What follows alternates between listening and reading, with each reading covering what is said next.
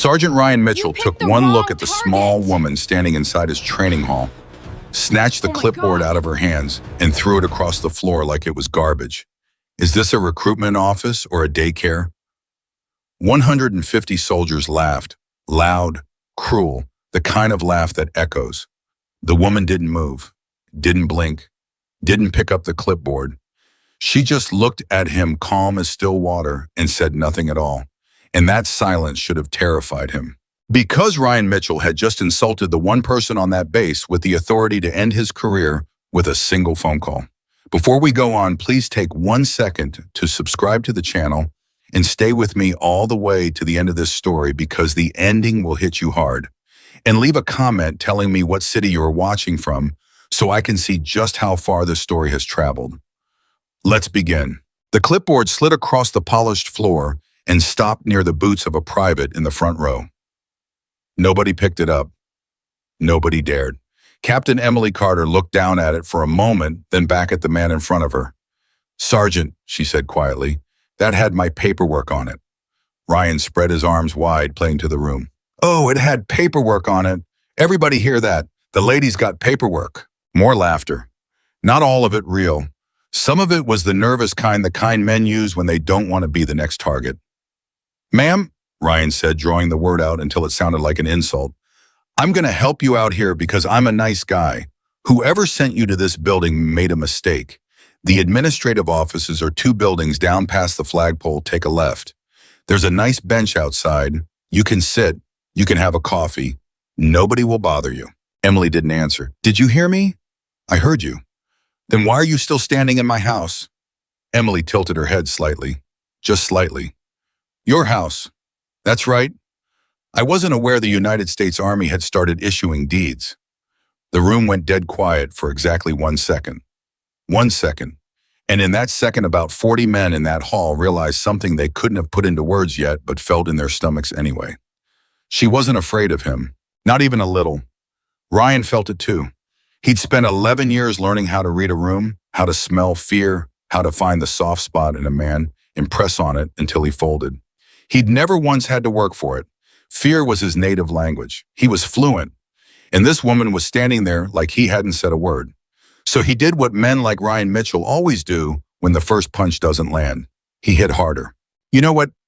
He walked a slow circle around her boots deliberately loud. "Let me guess. You read a book? You watched a documentary? You had an uncle who served and now you think you understand what we do here." "Sergeant, you people come through here twice a year. Clipboards, surveys, feelings. You want to know if we're being nice to each other." He stopped in front of her close enough that she had to look up at him. "We're not nice to each other. That's the whole point. Out there, nobody's nice. I'm the last man in your life who's going to be honest with you before somebody puts you in the ground." Emily said, "Are you finished?" "I haven't started." "Then start." Somewhere in the third row, a young private named Noah Bennett shifted his weight. He was 22 years old, 4 months out of basic, and he had exactly 0 authority in that room. But something in his chest had started to turn over slow and hot, and he couldn't make it stop. Ryan noticed the movement. Of course he did. He noticed everything. "Something to say, Bennett?" "No, Sergeant." "You sure? Because you moved. Men only move when they're thinking, and thinking is how privates get people killed." "No, Sergeant." Ryan turned back to Emily. "See that's discipline. Took me 3 weeks. He came in here soft, and now he's useful." Emily looked past Ryan at Noah for maybe half a second, just long enough. Then her eyes came back. "What's your name, Sergeant?" "Mitchell. Ryan Mitchell. And you don't need my name because after today, you're never going to say it again." "Mitchell," she repeated. 11 years, he stopped. 12, he said, and immediately hated himself for answering. 12, she nodded once like she was filing it away somewhere. 2 combat rotations. 3, another nod. The last one ended early. The temperature in the room dropped about 10 degrees. Ryan's jaw moved. "Who told you that?" "Nobody told me anything, Sergeant. I'm just making conversation." "You don't make conversation about a man's record." "No." Emily's voice never rose. Not once. That was the thing that would haunt every man in that room later when they went back to their bunks and stared at the ceiling and replayed it. She never raised her voice. You've spent 4 minutes making conversation about mine, and you don't have my record. You have a guess, and your guess is that I'm a clerk who wandered into the wrong building. That's not a guess. It's a guess, you just don't know it yet. There was a sound in the back of the room. Somebody had exhaled too loud. Somebody's nerve had cracked. Ryan swung around. Who said something? Nobody. Silence. 150 men standing at loose attention, staring straight ahead, and not one of them willing to be the one. That was when Emily understood the real problem at Fort Liberty, and she understood it completely in a single breath. It wasn't Ryan Mitchell. Ryan Mitchell was a symptom. The problem was the silence. 150 trained American soldiers, most of them good men, most of them brave, and not one of them would say a word. Not because they agreed with him, because they had learned over months and years that saying something costs more than staying quiet. And an army where nobody speaks is an army that can be broken from the inside without a single shot. She'd seen it happen, overseas, in places she couldn't name in a room like this.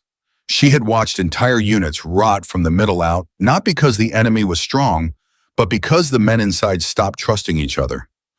It never started with a battle. It started exactly like this, with a laugh, with a clipboard on the floor, with 150 men deciding it was safer to be quiet. Sergeant Mitchell, she said, how many of these men would tell you if you were wrong? What? Right now. If you made a mistake that was going to get one of them hurt, how many of them would open their mouth? Ryan laughed. All of them. No, Emily said. 0. Excuse me. You just proved it. You threw a superior officer's paperwork on the floor and not one man in this room moved to pick it up. Not because they're cowards, because they've learned what happens to people who move. A superior officer, Ryan smiled wide and mean. There it is. There's the play. You want to pull rank? Go ahead. Show me. What's on your collar? Emily's shirt was plain gray, no insignia, no name tape, no patches, nothing. Ryan gestured at her, triumphant, turning back to the room like a lawyer resting his case. Nothing. There's nothing on her. She walks in here with no rank, no unit, no nothing, and she wants me to salute her. He looked back. Ma'am, I've had guys try to run that on me at the gate. You know what a real officer has: paperwork, orders, a name tape. I had paperwork, Emily said. You threw it on the floor. The silence that followed was so complete you could hear the ventilation system. Ryan's smile flickered. Just for a fraction of a second. And Emily saw it. She'd built a career out of seeing things that lasted a fraction of a second. He recovered fast. He always recovered fast. That was his gift and his curse. You want to know how this works, he said. In here, rank doesn't mean anything. Rank is a word. What means something is what you can do. That's it. That's the whole religion. So if you want respect from these men, you don't get it from a piece of paper. You earn it on the floor. Is that an offer? That's a fact. It sounded like an offer. Ryan spread his arms. Take it however you want. All right, Emily said, and she started unbuttoning her cuffs. The room changed. You could feel it. 150 men who had been standing there enjoying somebody else's humiliation suddenly realized they might be about to watch something they couldn't unsee. Noah Bennett said out loud before he could stop himself, Sergeant, don't. Ryan turned so fast his boots squeaked. What did you say? Noah's mouth had gone dry. His heart was going like a hammer. He was 22. He had no rank, no standing, no protection, and every single instinct in his body was screaming at him to say, nothing, Sergeant, and disappear back into the wall like every other man in that room.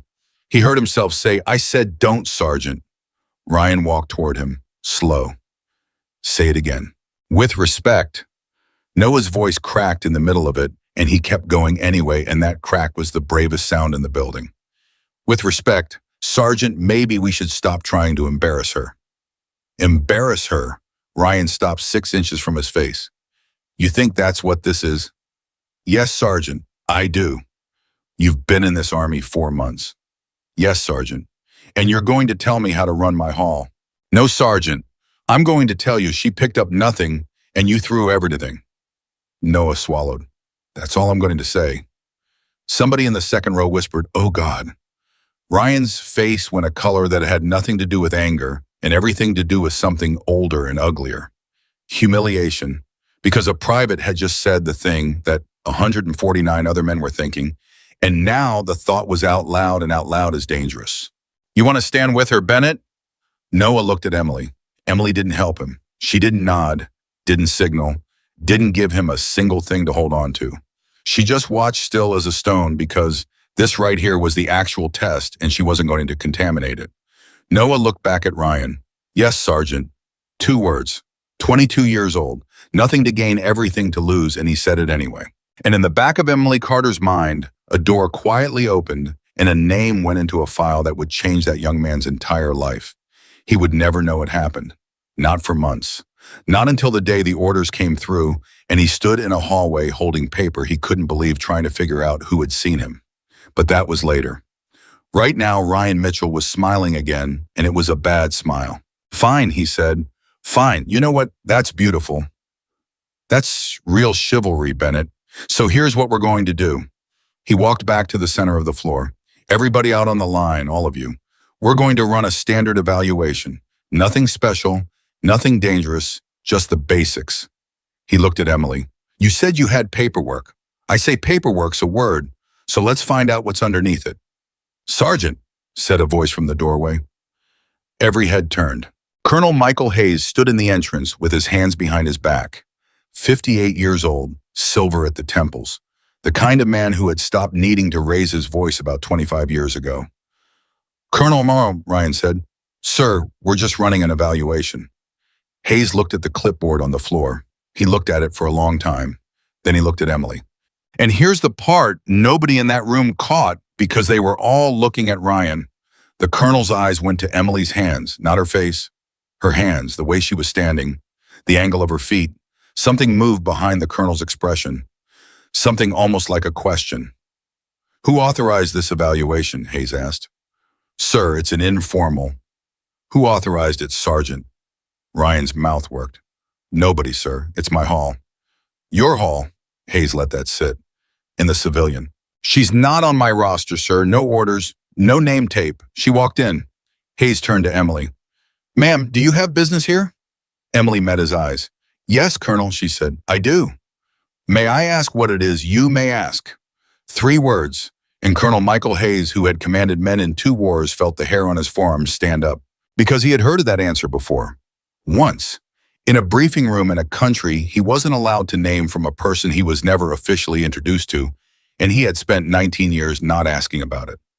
Sergeant Mitchell, Hayes said slowly. A word. Sir, with respect, if I could just finish.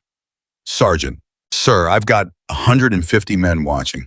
If I walk out of here now because he caught himself barely because of an unidentified visitor, I lose every one of them. You know that. You taught me that. And there it was, the thing that made Ryan Mitchell dangerous and the thing that made him tragic. He believed it. He wasn't performing. Somewhere along the line, somebody had taught this man that leadership was a wall you could never step back from, and he had built that wall so high he couldn't see over it anymore. Hayes hesitated. 1 second, 2. And Emily saw it and understood the second half of the problem the colonel knew. He knew what Mitchell was, he knew what it was doing to the base, and he had been letting it happen because the man got results. She had come to Fort Liberty to evaluate security and leadership standards. She had just found a report. Colonel, Emily said, may I speak? Hayes nodded. Let him run it. Ryan blinked. What? Run your evaluations, Sergeant. Emily rolled her right cuff up 2 folds precise, then the left. Everything you've got, drills, weapons, medical, navigation, whatever's on the list. And when it's over, we'll talk about what we both learned. Ma'am, Hayes started. Colonel, Emily didn't look away from Ryan. I'd like the record to show it was his idea. The room made a sound, a low collective involuntary sound. 150 men breathing at once. Ryan Mitchell laughed, loud, too loud, and for the first time some of the men noticed that it was too loud. You heard the lady, he called out. Line it up, full evaluation, and listen up because I want every one of you to watch this. I want you to remember it, because this is what happens when somebody thinks a title makes them a soldier. He turned back to Emily and dropped his voice so only she could hear it. I'm going to be honest with you, ma'am. I'm going to enjoy this. Emily looked up at him. and she said something very quietly. I know. 2 words. And Ryan Mitchell felt something cold go through his chest for the first time in 12 years, and he didn't know why, and he told himself it was nothing. It wasn't nothing. They started with drill. It was supposed to be a joke. That was the point. Ryan called out the standard sequence, the one every soldier learns in the first week, and then he immediately went off script, the way instructors do when they want to break somebody. Faster. Off-tempo. Commands stacked on top of commands, deliberately overlapping the verbal equivalent of pushing someone down a staircase. 150 men watched a small woman in a gray shirt execute every single one. Not adequately, not passively, perfectly. Not one wasted motion, not one hesitation. Her heels came together with a sound like a rifle bolt. When Ryan reversed a command mid-syllable, she was already moving with a correction before he finished the word, and the men in the front row later swore in bunks in the chow hall for years afterward that she had started moving before he said it. Ryan's voice got faster, Emily got cleaner. Somewhere around the 40th command, the laughter stopped. Not gradually, it just stopped, like a radio switched off. Ryan heard it stop. In a small, quiet, honest part of him, the part that was still a good soldier buried under 12 years of scar tissue, started sending up a flare. He ignored it. Halt. Emily halted. That's basic, Ditto, Ryan announced to the room, breathing a little harder than she was. That's parade ground. Anybody can learn that. My grandmother can learn that. He wiped his mouth. Weapons. They went to weapons. And that was where it stopped being funny and started being frightening. Because when Emily Carter picked up a rifle, something happened in that room that 150 men felt in their spines before their brains caught up. She didn't hold it like a soldier. Every man in there had been trained. They knew what trained looked like. Trained is a series of correct decisions made quickly. This wasn't that. There were no decisions. Her hands went where they went, the way your hand goes to your own face in the dark. She stripped the weaponry and rebuilt it while looking at Ryan instead of the parts, not as a show, not as a stunt. She simply didn't need to look, and it never occurred to her to pretend she did. A staff sergeant named Doyle, 20-year man, hard as a fence post, said out loud, "What the hell?" Ryan snapped Doyle. "Sorry, Sergeant." Doyle didn't sound sorry. Doyle sounded like a man watching a magic trick and he just realized wasn't a trick. Emily set the rifle down and stepped back. Time, she asked. Nobody answered. Nobody had started a clock. That was the thing. Nobody had started a clock because nobody had believed there would be anything to time. "Sergeant," Emily said, "what's next on your list?" Ryan looked at his own hands. And here's what nobody in that hall knew, what nobody could have known. Ryan Mitchell was at that exact moment doing math. 12 years of math. He was standing in his own training hall running the numbers on what he had just seen, and the numbers weren't coming out, and the not coming out was doing something to him that no enemy had ever managed. There are exactly 3 kinds of people who move like that. Ryan had met one of them once, 8 years ago, overseas. Guys with no patches and no last names who came through a forward base for 11 hours and left. And every hard man Ryan knew got quiet when they walked past. He had spent 8 years telling himself they were overrated. "Medical," he said. His voice came out wrong. He heard it come out wrong. He hoped nobody else did. They all did. They ran the medical block. Emergency trauma protocols. Ryan called scenarios ugly ones, the kind he used to break new corpsmen, and Emily answered them before he finished describing them. Then she started correcting him, politely, which was so much worse. "Sergeant, that protocol was updated. That's the old sequence. That's the sequence in the manual." "That's the sequence in the manual you have," Emily said. "It's not the sequence being used." "And how would you know that?" Emily looked at him. She didn't answer. She just looked at him. And Sergeant Ryan Mitchell, in front of 150 men in the hall, he had called his house, understood that she wasn't refusing to answer because she was hiding. She was refusing to answer because she couldn't. Colonel Hayes turned and walked out of the room. Nobody saw him go except Emily. And Noah Bennett, who was watching everything now, who had stopped being a private in the 3rd row and become a witness, and who would remember this day until he was an old man telling his grandchildren about it. Hayes went straight to his office and closed the door and stood there for a moment with his hand still on the knob. Then he sat down at his terminal. He didn't want to do it. That was the strange part. Some old animal part of him didn't want to know, because there are questions you can't unask.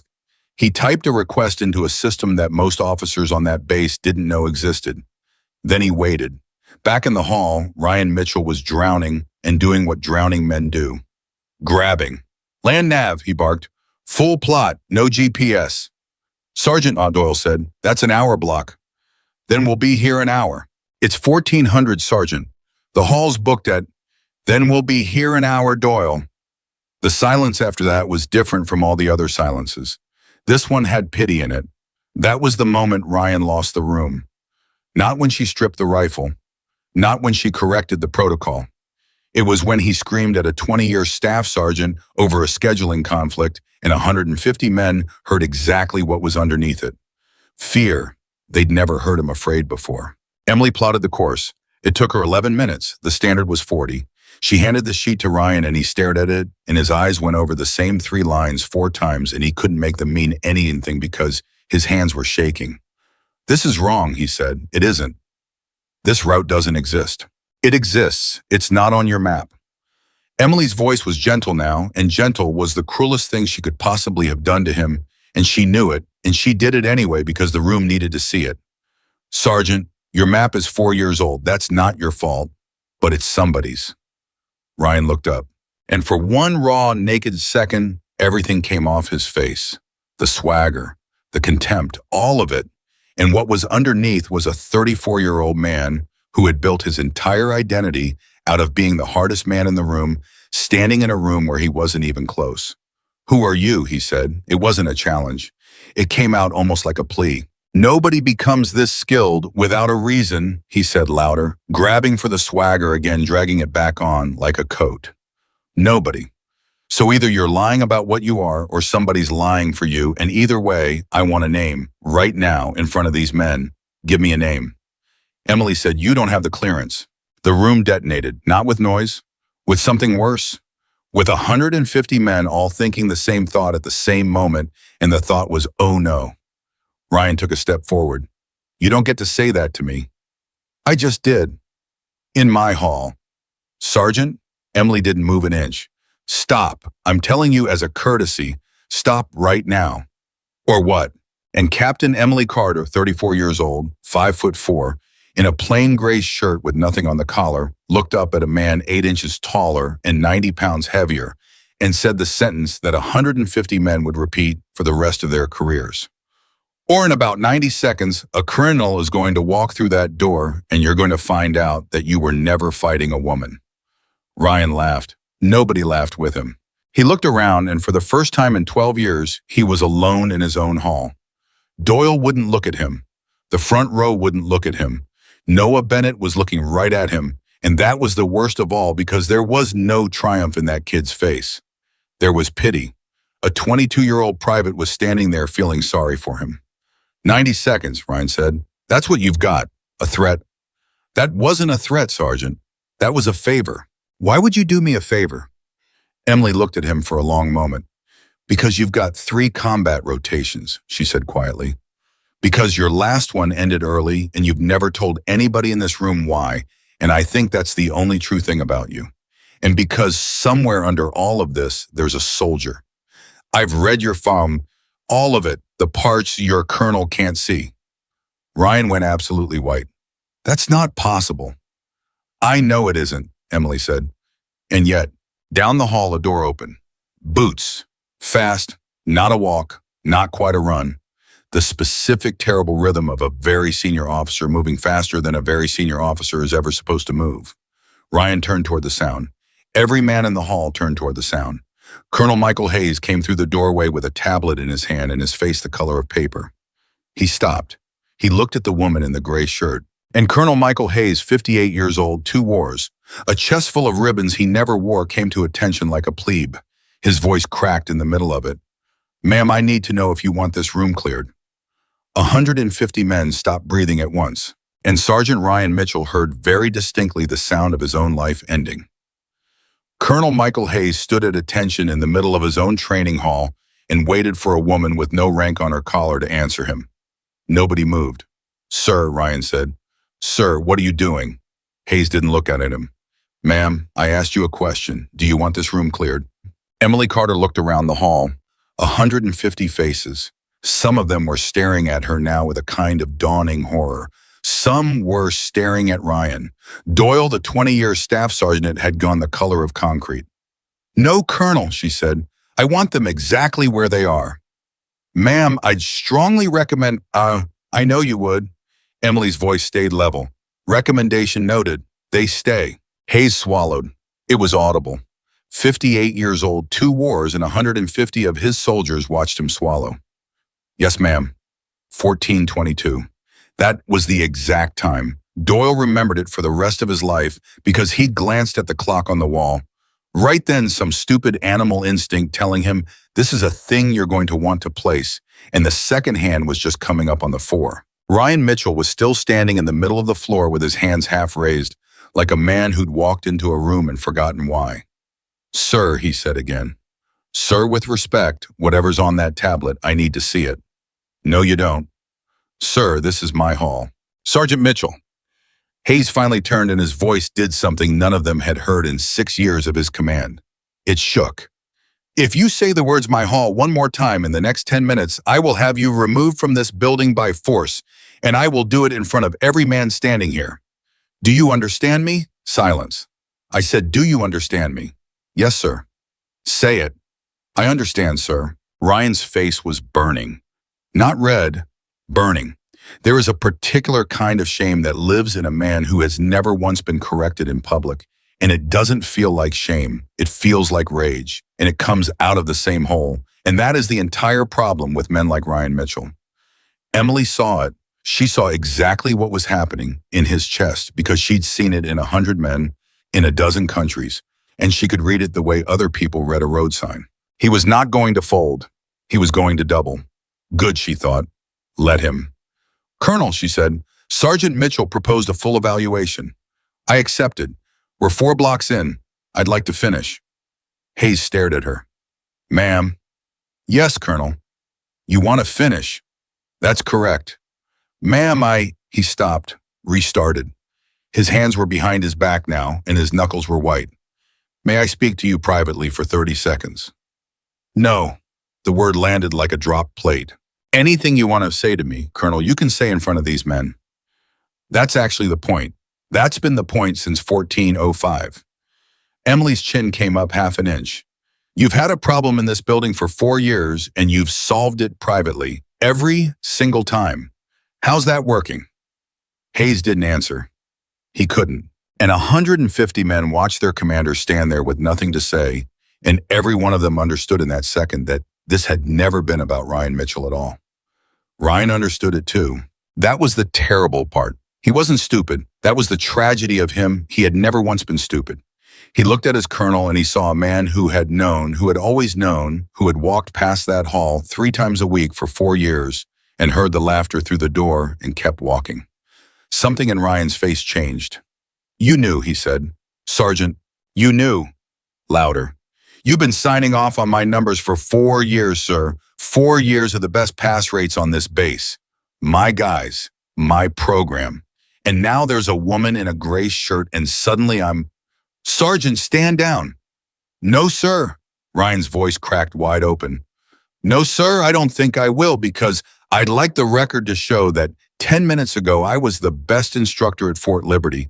And now I'm apparently a war criminal, and nobody in this room will tell me what changed. And Emily Carter said quietly, I'll tell you what changed. Everyone turned. Nothing, she said. Nothing changed. That's what's killing you. You're exactly the same man you were at 1405. The only thing that changed is that somebody in this room finally has the authority to say it out loud. Ryan's mouth opened. Nothing came out. 1424. Land nav's done, Emily said. You have 4 blocks left on your own list, Sergeant. Comms breach, interrogation resistance, and the last one, whatever it is, the one you've been saving. She rolled her cuff another fold. Or we can stop. Your call, genuinely. Right now in front of everybody, you can say the word and I will walk out that door and you will never see me again. It was a gift. That's what nobody understood, not then, not for years. She was handing him a door and holding it open and standing back from it. Ryan looked at the door. Then he looked at the 150 men, and he chose wrong. Of course he did. He'd been choosing wrong for 12 years, and the machinery was too heavy to stop now. Comms, he said. Somebody in the back row said, "Oh, come on," out loud, and didn't even bother to hide it. And Ryan didn't turn around because he was afraid of what he'd see. They ran comms. It took 9 minutes, and it was the worst 9 minutes of Ryan Mitchell's professional life. He gave her a scenario: degraded net hostile jamming 3 call signs down extract in 14 minutes. It was a nasty problem. He'd used it for years to break sergeants. Guys with 10 years in had cracked on it and had to go sit down. Emily solved it in 90 seconds. Then she said, "Sergeant, your scenario has an error." "It doesn't have an error. Your jamming profile's wrong. Nobody uses that band anymore. They stopped in 2021 because we started geolocating off it." She said it the way you'd tell somebody their headlight was out. Whoever wrote this scenario was working off a threat assessment that's 5 years old. You're training these men to counter a technique that doesn't exist. Doyle said, "Jesus, Doyle." "Sergeant, she's right." Doyle turned his head slowly. "She's right, and you know she's right, and I've been telling you that block was stale for 2 years. And that right there was the second thing that broke, not Ryan, Doyle. Because when a 20-year staff sergeant finally opens his mouth after 2 years of silence, it means the room has already decided and everybody in it can feel the decision, and there is no coming back from that. Ryan turned on him. "You've been telling me." "Yes, Sergeant." "When?" "Every quarter, in writing. You want the dates?" Doyle's voice was flat and tired and about 100 years old. "March, June, September. You wrote noted on all 3. Doyle, "I've got copies, Sergeant. 1431. Nobody laughed anymore. Nobody had laughed in 25 minutes. The men who'd been howling at 14:05 were now standing at rigid attention, staring at a spot on the far wall, and every one of them was doing the same math in his head, and the math was, how many times did I laugh and who saw me? Emily watched it happen. This was the part of her job that nobody ever believed. She wasn't there to embarrass anyone. She was there to watch what a room does when the fear comes off. And what this room was doing was waking up all at once like a limb who I've been sitting on. "Sergeant," she said, "breach." "What breach? It's on your list. Let's go." "I didn't. You said the whole list." Emily's tone never moved. "You said it in front of 150 men and a full colonel. Do you want to unsay it?" And Ryan Mitchell, drowning, went for the only thing he had left. He went ugly. "You want breach?" He walked to the wall rack, pulled the training frame down, and let it hit the floor with a bang that made half the room jump. "Fine, let's do breach, but we're not doing the block. We're doing it my way." "Sergeant Mitchell." Hayes stepped forward. "No." "Sir," she asked. "I said no." "Colonel," Emily said, "let him." "Ma'am, that frame is rigged for a 2-man stack, and he knows it." "I know he knows it." Emily was already moving. "That's why I want to see it." Hayes stared at her, and something crossed his face that wasn't fear anymore and wasn't confusion. It was something closer to grief. "Ma'am," he said quietly, "please don't do this in front of my men." Emily stopped. She looked at him, and she said very softly so only he could hear it, "Colonel, they're not your men. Not right now. Right now, they belong to him. That's the whole problem, and I can't fix it in your office." Hayes closed his eyes for a second. Then he stepped back. 1434. She ran the breach. 2-man frame. 1 person. Ryan called the clock, and he called it fast, and he called it dirty, cutting the count, jumping the sequence, doing every cheap trick an instructor knows to make a soldier fail so he can say the failure was theirs.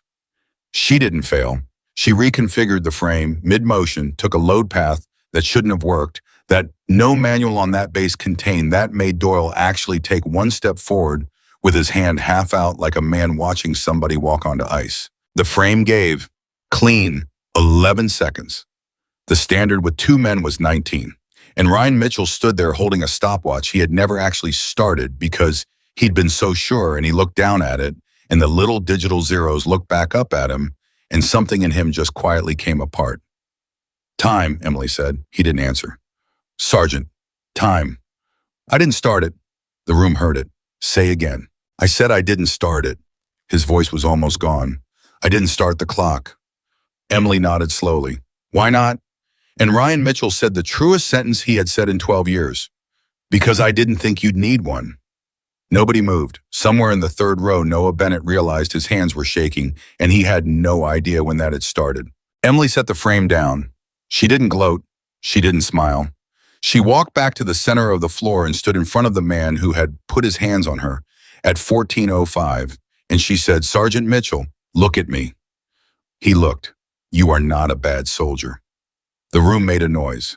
I want that on the record in front of everyone, because in about 20 minutes it's going to be very hard for anyone in this building to believe it, including you. Emily's voice was steady as a heartbeat. Your drill is clean. Your instincts are sound. You read that frame in about half a second, and you knew what I was going to do before I did it, and there are maybe 40 men in the United States Army who could have called it that fast. I saw you see it. Ryan's eyes were wet. He would have died before admitting it. So here's the question I actually came to Fort Liberty to answer, Emily said. Not can you fight, you can fight. The question is, what happened to you? Nothing happened to me. Your third rotation ended 11 weeks early. Ma'am, Hayes started. Colonel, stay out of this. Ma'am, that's a sealed. I know what it is. Emily didn't take her eyes off Ryan. Sergeant, I'm going to ask you one question and you can lie to me, and I'll let you, and we'll move on and finish your list, and I'll write my report, and this will all be over by 1700. Or you can answer it. Ryan's jaw was locked so tight the muscle was jumping.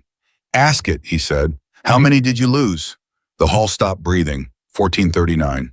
That's not, Ryan's voice broke in half. He grabbed it back. That's not relevant. How many? Ma'am, that's not. How many, Sergeant? 4. The word came out of him like something being pulled. 4, Emily said. 4. He was staring at the floor now. 12 years of granite, and it took one question. 4 guys, and before you ask, no, it wasn't my call, and yes, it was my call, and both of those are true. And if you've read my file, you already know that. I have, Emily said. I do. Then why are you asking? Because they don't. She gestured at the hall without looking away from him. 150 men in this room, Sergeant, and not one of them knows. 12 years and you never told a soul. You just came back and started making people afraid of you, and you called it training. Ryan's shoulders came up. Don't. You built a whole religion out of it. Fear creates discipline. Fear keeps them alive. Fear means they'll do what you say when it counts, and if they'd done what you said, maybe don't. It came out of him like a shotgun. The whole room jumped. Hayes moved half a step, and Emily Carter didn't move at all. Maybe those 4 would still be here, she finished gently. Ryan Mitchell put his hands on his knees. 150 men watched the hardest man at Fort Liberty stand in the middle of the floor and try to breathe. You don't know anything about it, he said. I know they were 19, 22, 26, and 31, Emily said. I know the 22-year-old's name was Bennett. Noah Bennett's head snapped up so fast his neck cracked. The room went absolutely silent. Doyle turned. Half the front row turned. 150 pairs of eyes went from the woman in the gray shirt to the 22-year-old private in the third row and back again, and the arithmetic hit that room like weather. Ryan straightened up very slowly. What did you say? Emily didn't repeat it. Ryan turned. His whole body turned mechanical joint by joint until he was looking at Noah. Bennett, he said, Sergeant. Your first name? Noah Sergeant. Your father's name? Noah's voice came out of somewhere very far away. Daniel Bennett, Sergeant. 1443. Ryan Mitchell stood there in the middle of his training hall and looked at the kid he'd been screaming at for 4 months, and the sound he made was not a word. You knew, he said, his head turned back toward Emily. You knew when you walked in that door. Yes. You knew before you walked in that door. Yes. He's been in my hall for 4 months. 16 weeks, Emily said. You put him on report twice. You made him run the hill in the rain in week 3 because he asked a question. And this afternoon, when 149 men decided it was smarter to keep their mouths shut, he was the only one who stood up for a stranger. Ryan couldn't look at the kid. He physically could not do it. Sergeant, Noah said, don't. Sergeant, did you know my father? And there it was, the question the whole room was holding. Ryan Mitchell's face did something that made grown men look away. Yeah, he said. Yeah, Bennett, I knew your father. Noah's chin was going. He locked it down. 22 years old, and he locked it down like a professional. Nobody told me, Emo, he said. Nobody ever told me anything. They said it was classified. My mom's been calling somebody at Bragg for 11 years and nobody ever... Bennett. Nobody ever said one word to us, Sergeant. Not one word, and you've been standing 4 feet from me for 16 weeks. Bennett. And you didn't say anything. The kid's voice tore, and Sergeant Ryan Mitchell, 12 years, 3 rotations, the hardest man at Fort Liberty, said I couldn't. Why not? Because I'm the reason. The hall went so quiet you could hear the ventilation. Emily Carter closed her eyes for exactly 1 second. That was the only crack anybody ever saw in her that whole day. 1 second, and then it was gone and she was steel again. That's not accurate, she said. Ma'am, that's not accurate, Sergeant, and you know it isn't, and you've known it for 11 years, and you've chosen the lie because the lie is easier to carry than the truth. Emily stepped toward him. You want to know why I have your file, not the one in this building, the other one. Ryan's head came up. Because I was on the review, she said. 1446, Colonel Hayes said, oh God. Ryan Mitchell's face went completely empty. You were on the review. I was on the review. You were, he stopped, started again. He was breathing like a man at altitude. Nobody was on that review. That review was 6 people and I never saw a single face and they were behind a... I know what they were behind, Sergeant. I asked you a question that day, Emily said quietly. Through the panel, you wouldn't remember my voice.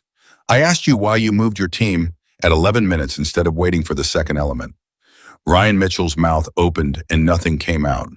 And you said, Emily continued, because the intel was wrong and I could hear it in the traffic. And every other person on that panel wrote that down as a failure of discipline. She let it sit. I wrote it down as the correct call. The room did not make a sound. You were right, Emily said. Sergeant, listen to me. You were right. The intel was bad. The second element was 19 minutes out, not 4. And if you had waited, you would have lost 11 men instead of 4. And I have spent 11 years knowing that and not being able to tell you. Ryan's legs went. He caught himself. Barely. One hand on the frame. Don't, he said. Don't do that. I dissented, Emily said. It's in the file.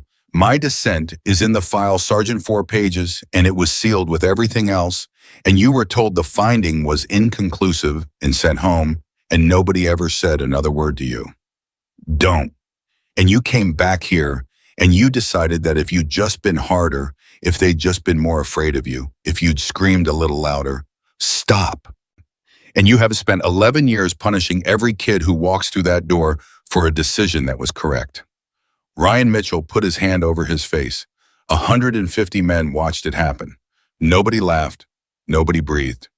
And Noah Bennett, 22 years old, 4 months out of basic, walked out of the 3rd row. Doyle said, Bennett, and put a hand out, and Noah went right past it. He stopped in front of Ryan Mitchell. Sergeant, Bennett, get back in line. Sergeant, look at me. Get back in line, Private. Sergeant, Ryan's hand came down, and a 22-year-old kid looked up at the man he'd been terrified of for 16 weeks and said, was he scared? Ryan Mitchell made a sound like he'd been hit. What? My dad, at the end. Was he scared? Noah's face was wrecked and his voice was steady, and it was the single bravest thing that happened in that building that day. That's all. That's all I've ever wanted to know. 11 years, Sergeant. Just tell me that one thing and I'll get back in line and I'll never ask you again. 1451. Ryan Mitchell looked at that kid for a long, long time. No, he said. Noah's mouth trembled. No, he wasn't scared. Ryan's voice was in pieces and he kept going anyway. He was laughing, Bennett. 90 seconds before he was laughing at me because I'd said something stupid about my ex-wife, and he had this thing he did. He'd go, Mitch, buddy, that's why you're single. And Ryan stopped. He physically could not continue. Doyle looked at the ceiling. 2 men in the front row were openly crying. 150 American soldiers stood in a training hall at Fort Liberty and watched a man they had been afraid of for 4 years come apart in front of a private. He wasn't scared, Ryan said. He never got scared. Not once. That's why he couldn't say it. That's why you're like this, Noah said. And Ryan Mitchell looked at him and nodded, just once. Yeah, he said. Emily Carter let that sit for 3 full seconds. Then she said, Sergeant Mitchell. He turned. That's the last block on your list. Ma'am, You said interrogation, resistance, guaseo. Her voice was almost kind, and it was the worst thing in the world. You just failed it. Somebody in the back made a sound like they'd been punched. Ma'am, Hayes started. No, Colonel, he needs to hear this. Emily stepped forward. Sergeant, every single thing I just did to you, I did with information. I didn't touch you. I never raised my voice. I have been in this building for 47 minutes, and I took you apart in front of 150 men, using nothing but things you had already told other people and things you thought were buried. Ryan stared at her. Do you understand what I'm telling you? No, ma'am. Then listen very carefully. Emily turned and she wasn't talking to Ryan anymore. She was talking to the room. Everything I use today is in a system, your file, your rotations, your losses, the names of the men you lost, the names of their children, whether you talk about it, whether you drink, which staff sergeant has been filing complaints you keep marking noted. Doyle went white. Every one of you has a version of that, Emily said, and so does every man who wears this uniform. And I'm going to tell you something now that you are not going to like. 1454. I'm not the only one who can read it. The hall went dead. Hayes's head came up very slowly. Ma'am, he said, what did you just say? Emily didn't answer him. Sergeant Mitchell, she said, why did you throw my clipboard? Ryan blinked. What? At 14:05. You didn't check my ID? You didn't call the front desk? You didn't ask my name?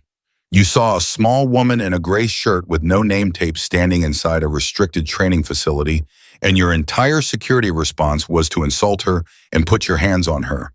Emily's voice hardened for the first time all afternoon, and it was like watching a door close. Sergeant, ask yourself the question. Ryan's face changed, slowly. How did you get in the building? He said. There it is. How did you get in the building? Emily said nothing. Ma'am.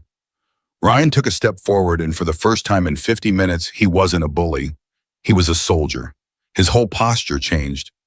Doyle saw it and felt the hair on his arm stand up. Ma'am, that's a badge door. That's a two-factor door. There's a desk, there's a roster, there's a... Yes. So how did you get in the building? I walked, Emily said. Hayes said, ma'am. Colonel, be quiet. She still hadn't looked away from Ryan. Sergeant, how long have I been on this base?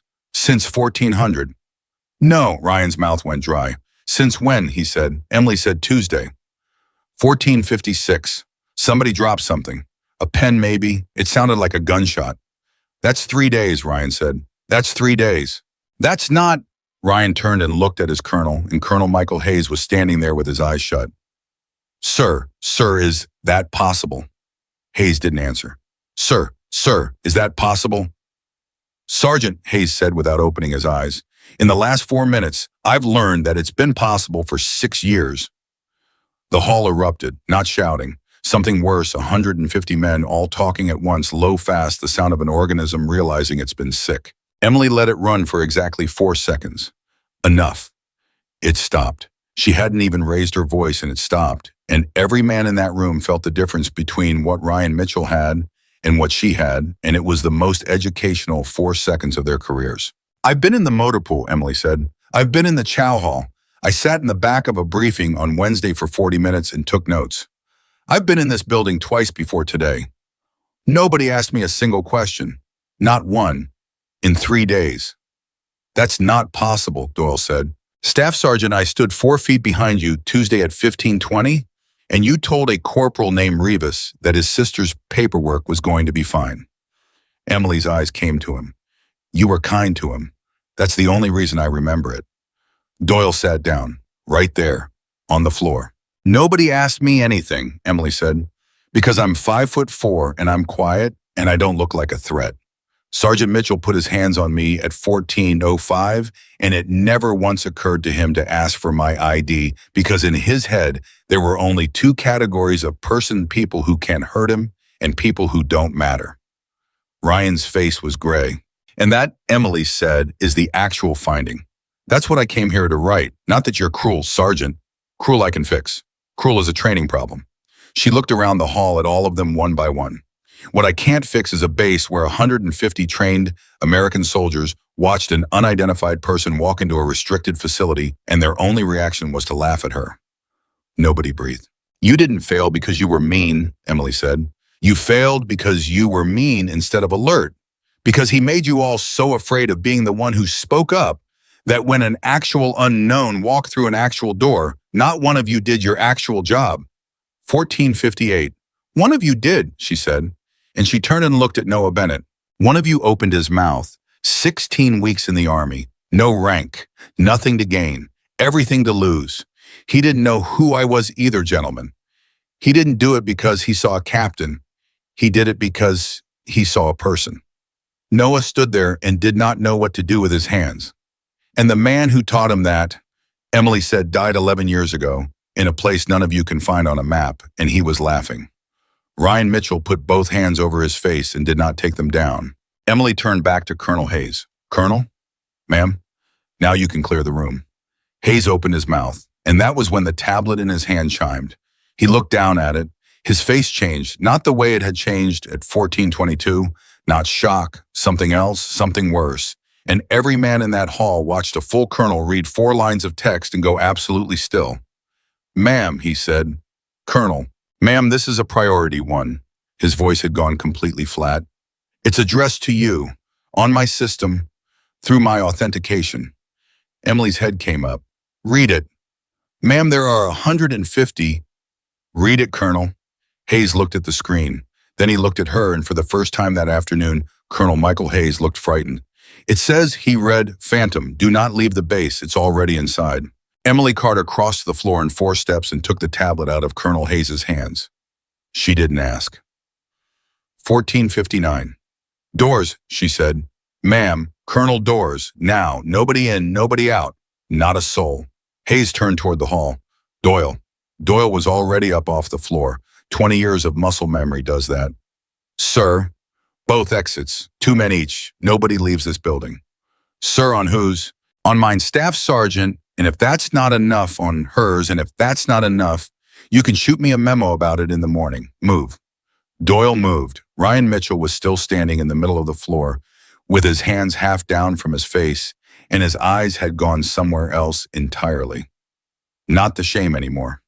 Something older. Something that had been asleep for 11 years and had just heard its name called. Ma'am, he said. Emily didn't look up from the tablet. Ma'am, that message came through the colonel's authentication. I know. That means somebody used his credentials. I know. Ma'am, that means... Sergeant. Emily's thumb was moving across the screen fast. I understand exactly what it means. Stand by. Ryan stood by. And that, more than anything else in that room, told the 150 men how much the world had just tilted. Sergeant Ryan Mitchell had never stood by for anything in his life, and he did it now without a word because some part of him that predated all the swagger had recognized a voice worth obeying. Hayes said quietly, Ma'am, I need to ask something and I need a straight answer. Ask. Who sent that? Emily read the screen for another second. Then she said, Nobody. Ma'am. Colonel, that message didn't come from outside. She turned the tablet around. Look at the header. Look at the road. Do you see an origin? Hayes looked. His mouth opened. There's no origin. There's no origin, Emily said. Because it never left the building. 1500, the hall made a sound. Somebody in this building, Bertha, Emily said, sent me a priority 1 warning through a full colonel's credentials from inside our own network and had the presence of mind to strip the header before it went out. That's, Hayes' voice failed. He tried again. Ma'am, that takes access, training, in about 90 seconds, Emily said. And the only reason to strip the header is if they're afraid of who's watching them send it. She handed the tablet back. Colonel, how many people on this base have your authentication? Nobody has my authentication. Colonel, Hayes closed his eyes. My aide, he said, for scheduling. And the S6 shop has a maintenance credential that shadows mine when they push updates. How many people in S6? 9? Names. Ma'am, I'd have to... Then get them. Emily's voice was flat as pavement. Now. Hayes turned and started toward the door, and Emily said, Colonel. He stopped. Not on that tablet. Hayes looked down at the thing in his hand like it had turned into a snake. Ma'am, he said slowly, how long have they been in my system? Colonel, if I answer that honestly, you're not going to be able to walk. Answer it honestly. Emily looked at him. At least 4 months, she said. That's what I could confirm from a laptop in a motel outside Fayetteville before I ever set foot on this base. That's why I'm here. The leadership evaluation is real. It's also cover. Hayes reached out and put one hand on the wall. 4 months. At least. 4 months, Hayes said again. And it wasn't a question anymore. It was a man saying a word to see if it would hurt less the second time. It didn't. 15:02, Ryan Mitchell said, "Ma'am." "Sergeant, permission to speak freely." And Emily Carter turned and looked at him, and something crossed her face that was almost a smile. "Sergeant Mitchell," she said, "you threw my paperwork at a wall 57 minutes ago. I don't think you've ever spoken any other way." Somebody in the back row laughed. One short bark, and then he clapped a hand over his own mouth, horrified because it was the first laugh in the room since 14:05, and it had come out of nowhere and it had been real. Ryan didn't smile. "Ma'am, if somebody's in the network, what are they after?" "Wrong question." "Ma'am." "You're asking what?" "Ask who." Emily started walking slow down the front of the room, looking at faces. "Sergeant, in 12 years, how many times has a foreign service tried to steal a weapon off an American base?" "I don't know, ma'am." "Almost never. Do you know why?" "No, ma'am." "Because weapons are hard and people are easy." She kept walking. "Nobody wants your rifles. Your rifles are in a rack with a lock and a log and a camera. You know what isn't?"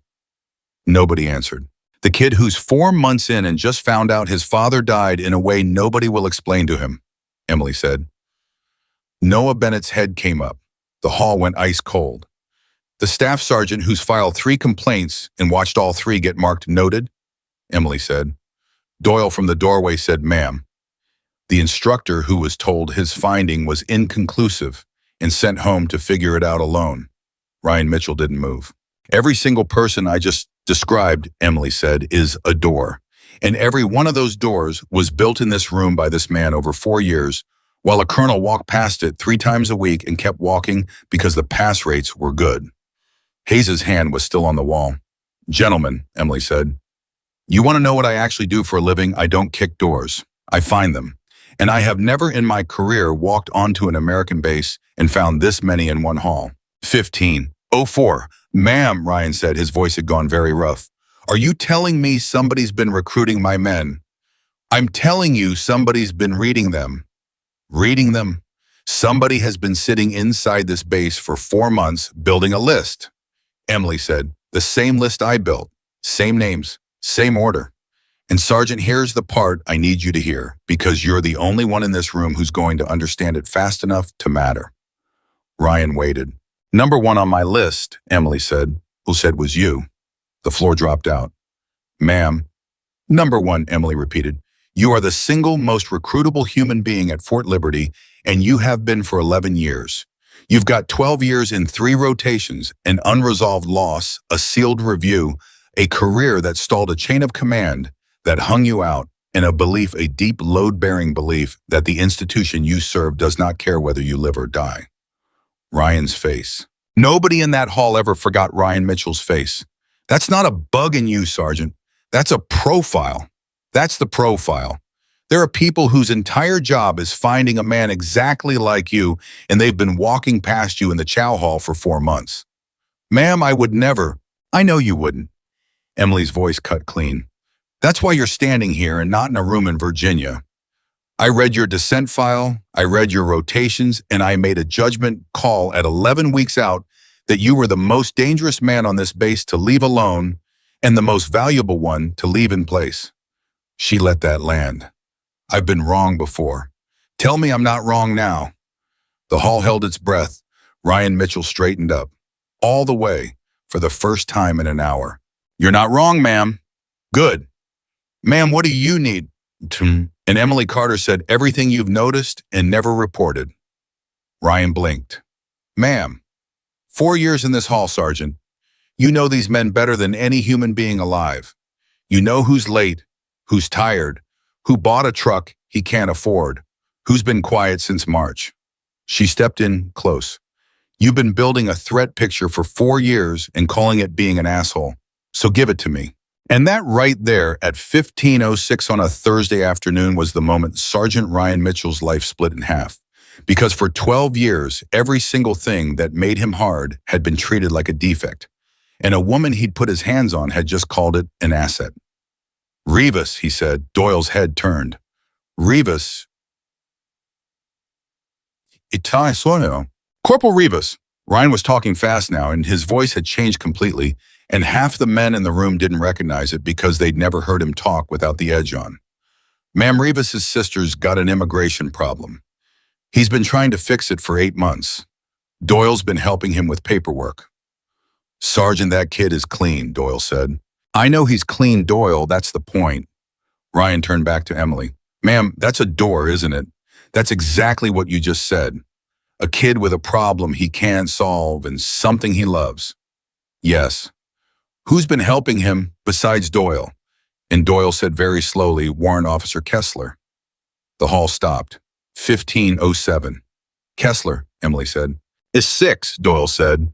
He's been walking Rivas's paperwork through for about, Doyle's face went the color of ash. About 4 months. Nobody moved. Doyle, Emily said. Where is Kessler right now? Ma'am, I don't. Where is he? He was in the hall at 1400, said a voice from the second row. Every head turned. It was a specialist nobody had noticed all afternoon. 24 maybe, hands shaking. Say again, Emily said. Ma'am, he was in the hall at the 1400 when you walked in. The kid swallowed. He was standing right by the door, and he watched Sergeant Mitchell throw your clipboard, and then he left. He left. Yes, ma'am, right, Avon. I remember because he didn't laugh. The silence in that room had weight. He didn't laugh, Emily repeated. No, ma'am, everybody laughed. He didn't. He just watched, and then he walked out. Emily turned to Hayes. Colonel, Hayes was already moving. Ma'am, if Kessler sent that message, he did. Then he's on our side. No, Emily said. Hayes stopped. Colonel, think. Emily's voice went hard and fast. Somebody strips a header and sends a priority 1 to a name nobody on this base knows. Why, to warn you. To warn me about what? That there's a... Hayes stopped. Say it. That there's a penetration. Colonel, if you were the penetration, Emily said, and you'd been sitting inside this network for 4 months, and on Tuesday afternoon, a woman you'd never seen walked into the motor pool, and nobody stopped her. And on Wednesday, she sat in the back of your briefing and took notes, and this afternoon, she walked into a training hall and dismantled the hardest man on this base in 47 minutes without raising her voice. What would you do? Hayes didn't answer. You'd panic, Ryan said. Everybody looked at him. He'd panic, Ryan said again. Ma'am, he's been watching you for 3 days trying to figure out what you are, and this afternoon he found out. Keep going, Sergeant. And he can't run because running confirms it, and he can't stay because you're already inside. Ryan's jaw worked. So he sends you a message that makes him look like a friend. Why, to buy an hour. For what? And Ryan Mitchell's face went absolutely still. To finish, he said. 1510. Colonel, Emily said, move. Hayes went out the door at a dead run, and a full colonel running is a thing that changes a room permanently. Emily turned back to the hall. Nobody leaves, she said. Nobody calls. Nobody texts. Phones in a pile on the floor right now, every one of you, and I mean right now. 150 men reached for their pockets, and one man didn't. Emily saw it. Of course she saw it. She'd been watching for it since 1405. She'd been watching for it for 3 days. She had been standing in a chow hall in a motor pool, in the back of a briefing room, watching for exactly this, and there it was. 3rd row. Far left. A sergeant first class with 14 years in and a wedding ring he turned when he was nervous. He was turning it. Sergeant Kane, Ryan said. Emily's hand came up half an inch and Ryan stopped talking mid-syllable. Sergeant Kane, Emily said pleasantly. Your phone. Kane didn't move. Sergeant? Ma'am? His voice was okay. Almost okay. Ma'am, with respect, I'm not sure you have the authority to... Kane.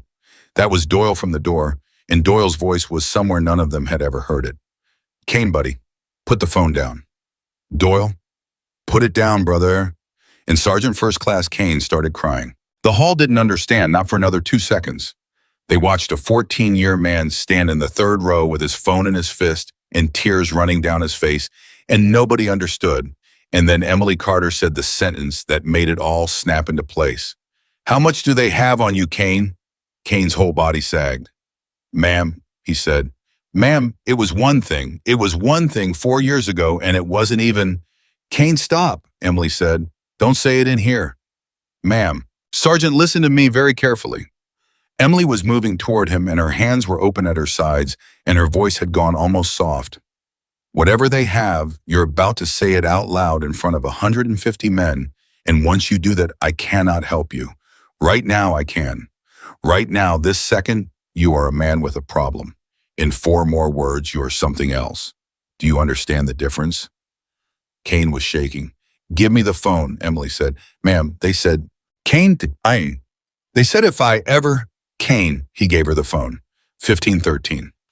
Emily looked at the screen for about 3 seconds. Then she looked up, and her face was the calmest thing in the building, and that was how every man there knew it was bad. Doyle, she said. Ma'am, how many exits does this base have? 6, ma'am. 4 are closed after 1800. How many aircraft on the pad? Doyle's mouth opened. Ma'am, there's a medevac bird and… He stopped. Ma'am, why are you asking about the… Because Kessler's not running for a gate, Emily said. The hall erupted. Quiet.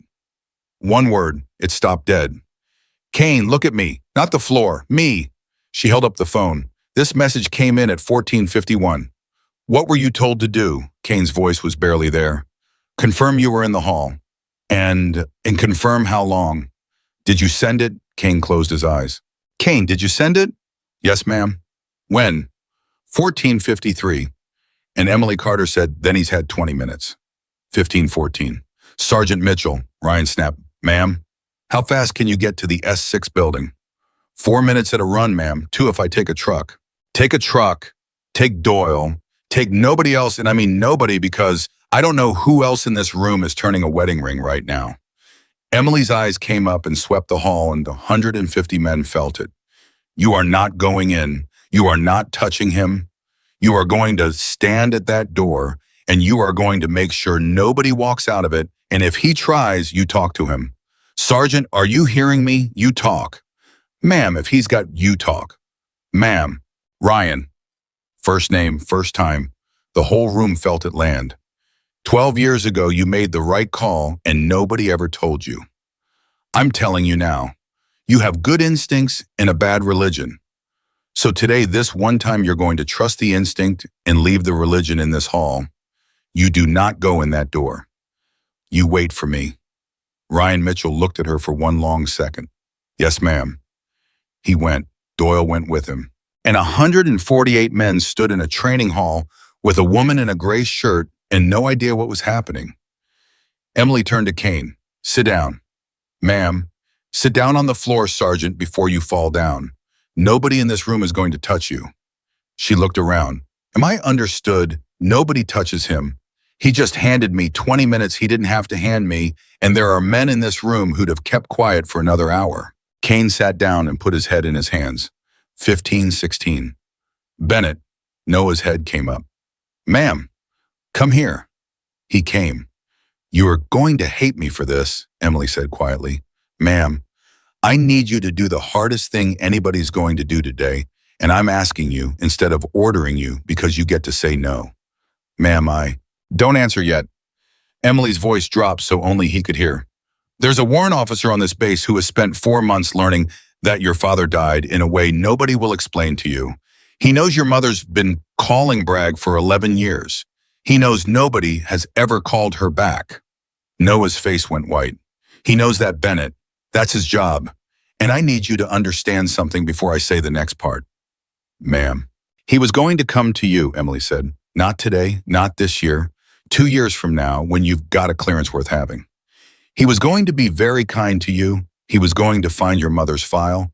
He was going to be the first person in 11 years to tell you the truth about your father, and he was going to do it because he needed something, and by then you'd have loved him for it. Noah Bennett stood there and did not breathe. That's what this is, Emily said. That's what all of it is. It's not codes, and it's not weapons. It's a lonely kid and a kind man with a folder. Noah's voice came out cracked. Ma'am, what do you need me to do? I need you to stand at that door, Emily said, And if Warrant Officer Kessler comes through it, I need you to say hello to him. Ma'am. Say hello. Be friendly. Ask him about your paperwork. Emily's eyes didn't move. Because you're the only person in this building he does not know we know about. And if he sees you smile, he'll believe he still has time. And if he believes he has time, he won't do the thing he's about to do. What's he about to do? Emily didn't answer. Ma'am, what's he about to do? 1518. Bennett, Emily said, when a source burns, they don't run. Running takes a country and a passport and 11 friends. Burning takes a lighter. Noah's mouth open. He's got 4 months of a network on a machine in that building, Emily said, and about half of it is names, and about a third of those names are in this room, and if he gets 9 minutes alone with it, we will never know which third. Ma'am, then.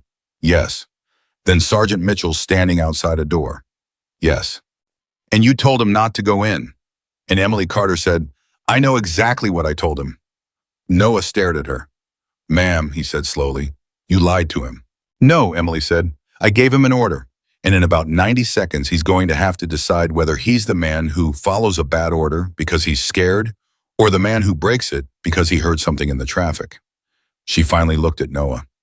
That's the exact decision he made 11 years ago, Bennett. The one that cost your father, the one they hung him for. Noah's eyes filled. You're making him do it again. I'm giving him the chance to find out he was right. The tablet in Emily's hand went off. She looked at it, and Captain Emily Carter, in front of 148 men, said one word under her breath that none of them had ever expected to hear from her. Then she was moving. Bennett, door, now everybody else on the floor faces down, and if a single one of you moves before a man in a uniform tells you to, I will personally end your career. Am I understood? Nobody argued. 148 American soldiers hit the deck. 1519. Emily hit the exit at a run, and Noah Bennett was 3 steps behind her, and the thing that would haunt him, the thing he'd tell his grandchildren about 60 years later, was that she didn't look scared. She looked sad. Ma'am, he shouted.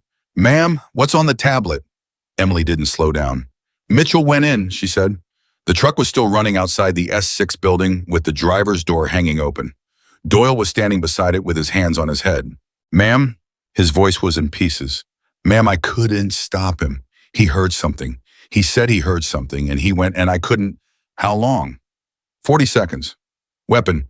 He's not carrying, ma'am. We came out of a training hall, and Emily Carter was already gone. She went through that door, and she went through it fast and low, and what she found on the other side was Sergeant Ryan Mitchell, standing perfectly still, in the middle of a server room with both hands out and open talking. Just talking.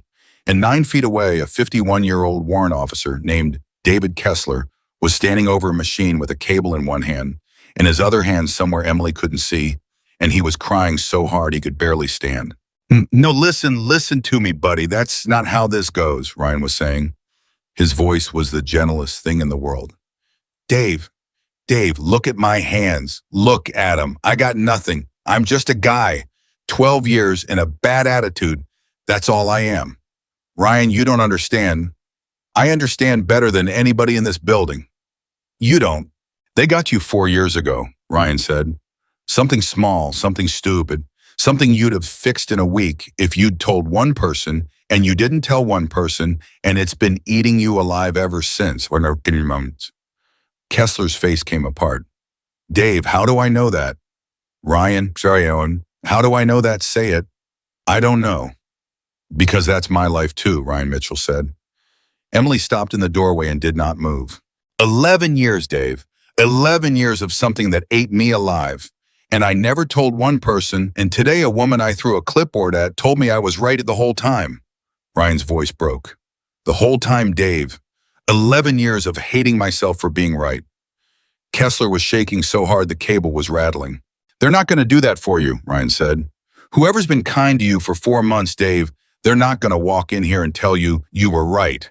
There's exactly one person in North Carolina who might, and she's standing behind me. Kessler's eyes came up, and he saw her. 1521. Warrant Officer Kessler, Emily said. Don't come any closer. I'm not going to. His voice tore. You're Phantom. Yes. Then you know what happens to me. I know exactly what happens to you, Emily said. And I'm going to tell you right now out loud, and I'm not going to lie to you, because I think you've had 4 months of people being extremely kind to you, and I don't think you can survive one more. Kessler made a sound. It's bad, Emily said. It's very bad. You will not wear that uniform again. There's a room in Virginia, and you'll be in it for a long time, and people will ask you the same 11 questions for a year and a half. Ma'am, Ryan said. Sergeant, be quiet. Emily took one step. One point. Dave, here's the other part. You sent me that message. Kessler's face. You stripped the header, and you sent a priority one to a name you weren't supposed to know at 14:51, 38 minutes ago, and you have been standing in this room for 20 minutes with a cable in your hand, and you have not pulled it. Kessler was sobbing. 20 minutes, Dave. You could have done it in 9. Why didn't you? And Warrant Officer David Kessler, 51 years old, 29 years of service, said, because Bennett's on the list. The room went silent. The kid, Kessler said, the Bennett kid, they wanted him. They've wanted him since March, and I've been slow walking it for 4 months, and I'm out of reasons, and I couldn't. His hand came off the machine. I couldn't do it, ma'am. I couldn't. He's 22 and his mom still calls, and I couldn't. Emily Carter said very quietly, Dave, put the cable down.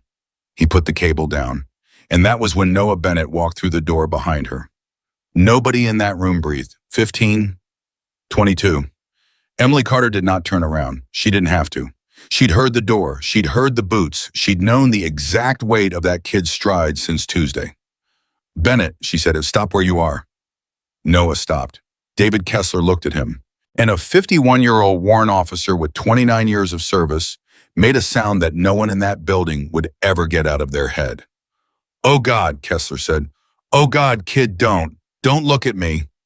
Noah Bennett didn't move. Sergeant Mitchell, Emily said quietly, hands stay where they are. Yes, ma'am. Dave, Emily said. Eyes on me, not him, me.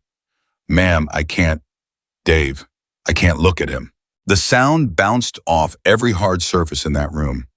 Ryan Mitchell didn't flinch. 12 years of learning exactly when a man is about to break, and he stood there with his palms out like he had all afternoon. Then don't, Ryan said. Don't look at him. Look at me. I'm ugly, but I'm familiar. Kessler laughed. It came out of him wrecked in involuntary half a sob, and it was the first crack in the wall. Emily saw it. Dave, how long have you known that kid's name, ma'am? How long? March, Kessler whispered. March 14th. Who gave it to you? Silence. Dave. Ma'am, if I'm saying the name in this room, then don't say the name, Emily said. I don't need the name. I'll have the name by Tuesday, whether you say it or not, and you know that, and they know that. That's not what I'm asking. Kessler's hands were shaking so hard he had to press them against the machine. Then what are you asking? And Emily Carter said, I'm asking why a man slow walks a tasking for 4 months and takes the hit for it every single week. Kessler's face came apart all over again. Because I read his file, he said. 1524. Noah Bennett's voice from the doorway, very small. My file. Bennett, don't talk, Emily said. Ma'am, he said Bennett, don't talk. Noah shut his mouth. Dave, Emily said, keep going. They sent me his file in March, Kessler said. The whole thing. Everything. And ma'am, I've done this. I've read a lot of files. That's what I am now. That's what I turned into. I read files and I find the crack and I write it down and I send it and I don't think about it because if you think about it, you can't do it. And I've been not thinking about it for 4 years. And I opened his and the first line was his mother. Ryan Mitchell closed his eyes. 11 years of phone calls, Kessler said. Somebody had logged them. Every single one. 11 years of a woman calling, bragging, getting a voicemail, and somebody typed it all up and put it in a folder and highlighted it, ma'am. They highlighted it like it was a good thing. Dave, it was a green highlight, Kessler said. A little green highlight, because that's what makes him recruitable. That's the crack. That's the thing they'd use. Noah Bennett made a noise behind them. Bennett, Emily said without turning, breathe. Ma'am, breathe private. They highlighted my mom. The room stopped. 1525. Kid, Kessler said. Don't. Noah's voice was tearing open. Don't call me kid. You've been calling me kid for 4 months in the hallway, and I thought you were nice. Bennett, Uscha, I thought you were the only guy on this base who was nice to me. Bennett, that was Emily, and it came out like a door slamming and it stopped him cold. That was the point. That was the entire point. That's what he was for. Noah's mouth was moving with no sound coming out. He was assigned to be nice to you, Emily said. Somebody sat in a room and decided that the most efficient way into this base was a lonely 22-year-old with a dead father and a mother nobody called back, and they picked a kind man to do it because kind is the tool. That's the job. Do you understand what I'm telling you? Noah Bennett stood in a doorway and understood. And then he said the thing that broke Ryan Mitchell. Then why didn't he do it? Nobody answered. Ma'am? Noah's voice cracked all the way down the middle. Ma'am, if that was the job, why didn't he do it? He's had 4 months. He could have walked up to me any day. He stopped because he'd heard what he was about to say. I'd have said, yeah, Noah said, to anything. If he'd told me what happened to my dad, I'd have said yes to anything. 15:26, Kessler was on his knees. Nobody had seen him go down. He was just down on the floor of his own server room with his hands over his face. Because I've got a son, he said. Emily's head came up. Dave, he's 26, he's in Ohio. He hasn't talked to me since 2019, and ma'am, I deserve that. I earned every day of it. Kessler's voice was gravel and water. And I opened that folder in March, and I saw a green highlight over a woman calling a phone number for 11 years, and I thought that's what I did. That's what I did to mine. And I've been finding the crack in people for 4 years and telling myself it doesn't matter because nobody's real. And then somebody handed me a real one. Nobody in that room said a word. So I slow-walked it, Kessler said. I said the kid wasn't cleared yet. I said the timing was bad. I said his unit was hot. I lied about a boy for 4 months to people who kill people for lying, and today I ran out of lies. Emily Carter took one step forward. Dave, look at me. He looked up. You just made the second hardest decision anybody's made in this building today, she said. Ma'am.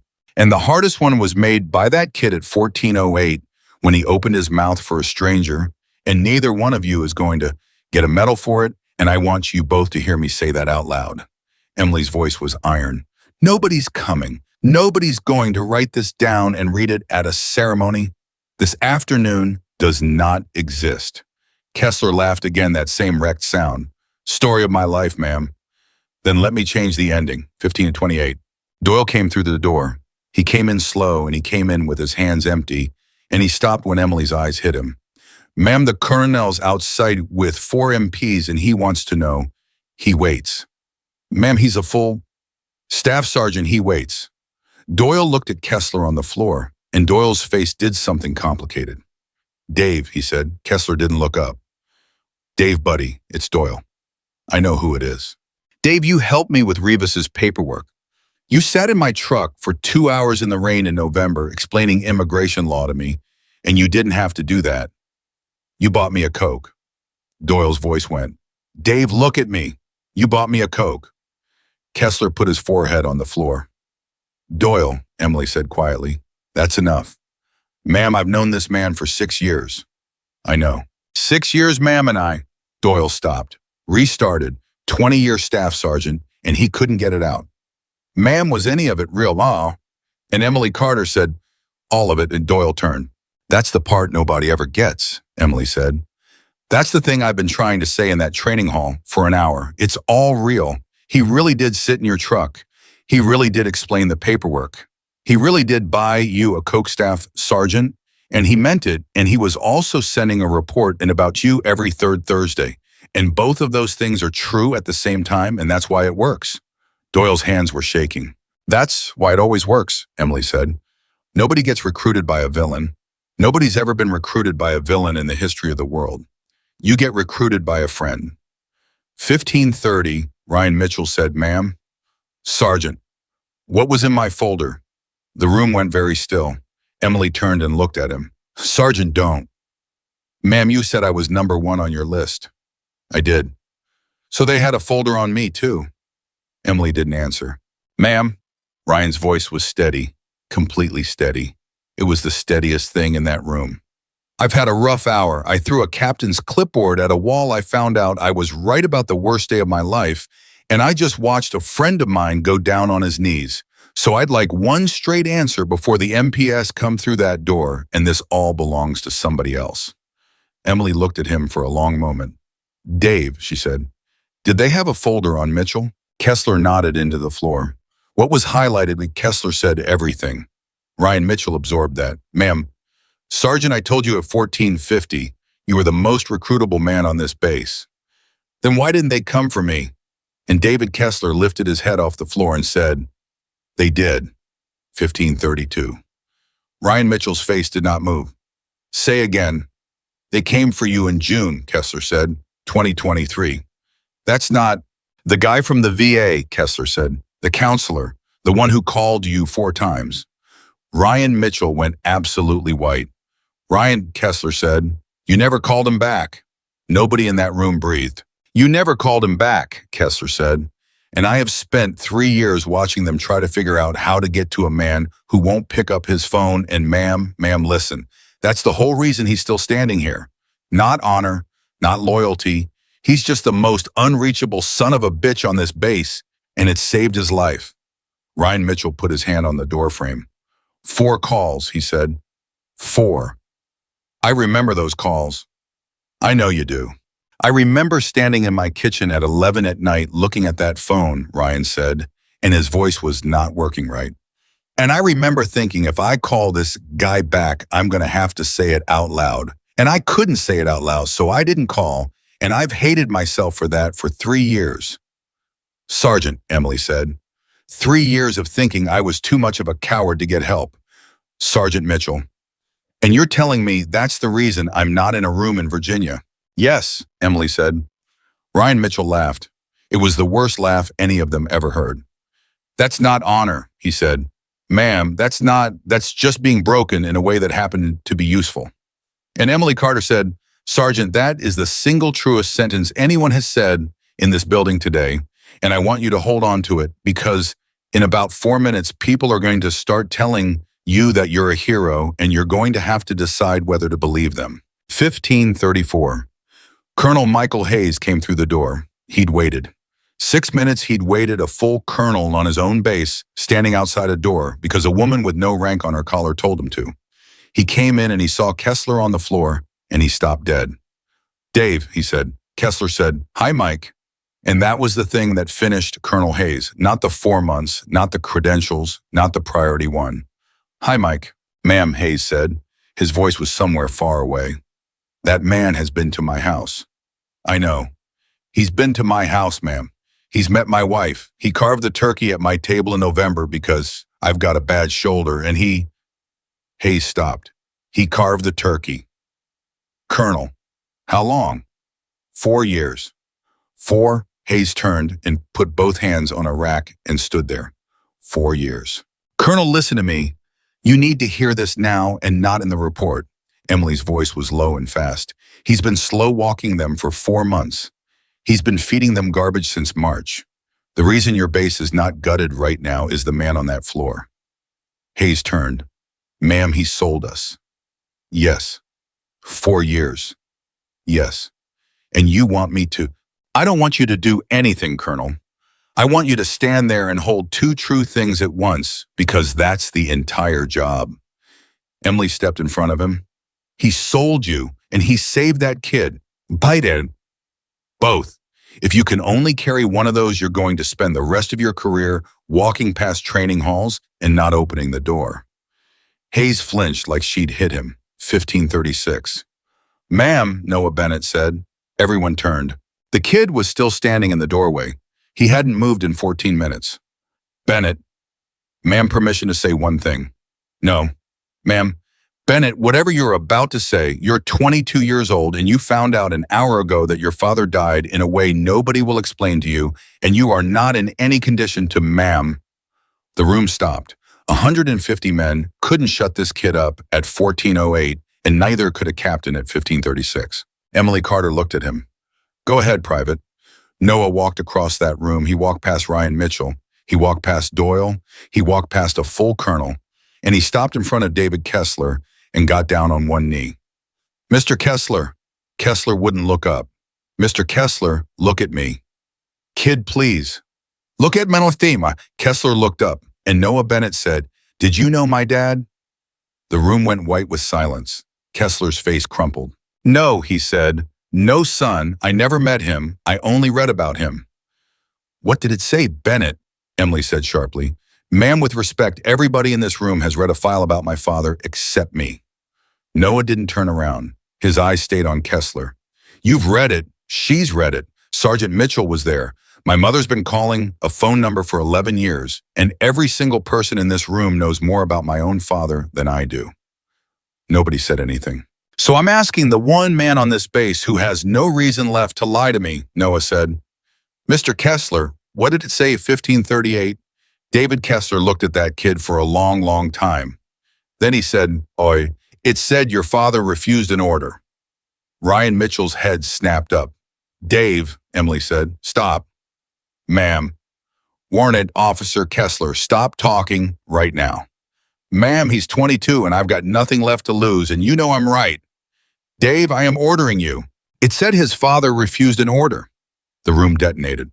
"It said," Kessler said, and he was shouting now, and it was the first time in 4 years that David Kessler had said a true thing out loud, that Sergeant First Class Daniel Bennett was told to hold position at minute 11, and he looked at Ryan Mitchell and he said, "Mitch, that intel's garbage, we're going." And he went first and Mitchell followed him. Ryan Mitchell said, "Dave." "He went first, Ryan." "Dave, stop." 11 years. Kessler was on his feet somehow. 11 years you've been carrying it, and it was never your call. It was his call. He made the call, and you backed your man, and they hung you for it, because it's easier to hang a sergeant than admit the intel was "stop it." Ryan Mitchell's scream took the roof off. And then there was nothing. 1539. Noah Bennett stood up very slowly. He turned around. He looked at Ryan Mitchell. "Sergeant," he said. "Bennett, don't." "Sergeant, is that true?" "Bennett, is that true?" Ryan Mitchell stood in a server room at Fort Liberty with his back against the door frame, and 11 years came off him all at once. "Yeah," he said. Noah's chin went. "It was his call. It was his call." "And you?" Noah's voice was gone. "He kept going anyway. You took it. For 11 years, you let everybody think." "He was my friend," Ryan said. "That was all. That was the whole sentence. He was my friend." Doyle turned around and faced the wall. Colonel Hayes had a hand over his mouth. And Captain Emily Carter, who had not shown one single crack in 94 minutes, put her hand flat on a server rack and steadied herself against it, and Noah Bennett saw her do it, and he was the only one. "Sergeant," Noah said, "don't." "Sergeant, my mother thinks he did something wrong." Ryan Mitchell's face. "She thinks he did something wrong," Noah said, "because nobody ever called her back. 11 years. She thinks she's told me, Sergeant. She said it to me at the kitchen table. She thinks maybe he messed up, and that's why nobody will talk to us." Ryan Mitchell slid down the doorframe and sat on the floor. "Oh, God," he said. "Sergeant, oh, God, kid, I didn't know she—" "Nobody knew," Noah was shouting now. "Nobody knew because nobody talks. That's the whole thing. That's the whole thing everybody in this room has been doing all day. You didn't talk. He didn't talk. The colonel didn't talk. And my mom's been sitting in a kitchen in Pennsylvania for 11 years thinking her husband was a screw-up because 150 grown men decided it was safer to be quiet." 1541, nobody breathed. And Captain Emily Carter said very quietly, "That's the report." Everyone turned. "That's it," she said. "That's what I came to write. 11 weeks of work, 3 days on this base, 96 minutes in this building, and a private just wrote it for me in one sentence." She looked around at all of them. "You are not a weak base because you're mean," she said. "You're a weak base because you are quiet." Every single hole they walked through today was a hole that silence made. A sergeant who wouldn't say he was hurting. A colonel who wouldn't open a door. A staff sergeant who filed 3 complaints and got noted 3 times and stopped filing. A warrant officer who did one stupid thing 4 years ago and didn't tell one human being. And a woman in Pennsylvania who nobody called back. Silence. "They didn't beat you," Emily said. "You just never said anything out loud and they walked in." 1543, Hayes said, "Ma'am, the MPs." "Bring them." "Ma'am, what do I tell them?" And Emily said, "Tell them a warrant officer walked himself in." Kessler's head came up. "Ma'am, You walked yourself in, Dave. At 14:51, you sent a priority one, and at 15:21, you put the cable down, and you did it with a room full of witnesses. Emily's voice was flat. I'm not doing you a favor. I'm writing what happened. There's a difference, and you're going to need to know it in about 11 months when a lawyer asks you. Kessler was crying again. It's not going to save me. No. Then why? Because it's true, Emily said. And because there's a 26-year-old in Ohio who's going to read a transcript someday, and I'd like the transcript to be accurate. David Kessler put his hands over his face and sobbed like a child. 15:45. The MPs came. They came in fast and hard and professional, and they had Kessler up and cuffed in 11 seconds. And the strange thing, the thing that Doyle would remember, was that nobody said anything ugly. Not one word. 4 MPs and a warrant officer, and it was the quietest arrest anybody had ever seen. At the door, Kessler stopped. Ma'am, Emily said, Dave. March 14th. I know. There's a second folder. The room froze. Dave, Emily said carefully, say that again. There's a second folder, ma'am. They sent 2 in March. Kessler's eyes were red and dead and absolutely clear. One was Bennett, and the other one, David Kessler looked at her. Ma'am, he said, the other one was you. 15:46, nobody moved. Ryan Mitchell came up off that floor like he'd been electrocuted. Say again. Hush. They had a folder on Phantom, Kessler said. In March, 4 months ago, before she was ever assigned here. That's not possible, Hayes said. Colonel, I'm looking at the woman right now, and she's not surprised, Kessler said. Every head in that room turned, and Captain Emily Carter stood there with her face like a closed door. Ma'am, Ryan said slowly. Ma'am, why aren't you surprised? Emily didn't answer. Ma'am, Sergeant Mitchell. Ma'am, why aren't you surprised? And Emily Carter said, because I sent it. 15:47, the silence was total. Ma'am, Hayes's voice had nothing in it. What did you just say? I said I sent it, Colonel. Emily didn't move. 11 weeks ago, I needed to know if there was a channel into this base. So I built a folder on a Navy captain named Emily Carter, call sign Phantom, with a nice green highlight on the part where she's got no family and a habit of working alone, and I put it in the water and I waited to see who picked it up. Nobody breathed. Somebody picked it up in 11 days, Emily said. That's how I knew. Ma'am, Ryan's voice was very quiet, you used yourself as bait. I used a file as bait, with your name on it. Yes, with your real name on it. Sergeant, there's no other kind that works. Ryan Mitchell stared at her. Ma'am, he said, that means they've had 4 months to plan for you. Yes. That means everything that happened in that training hall today. Sergeant. Everything, ma'am. The clipboard, the drills, all of it. They were watching that.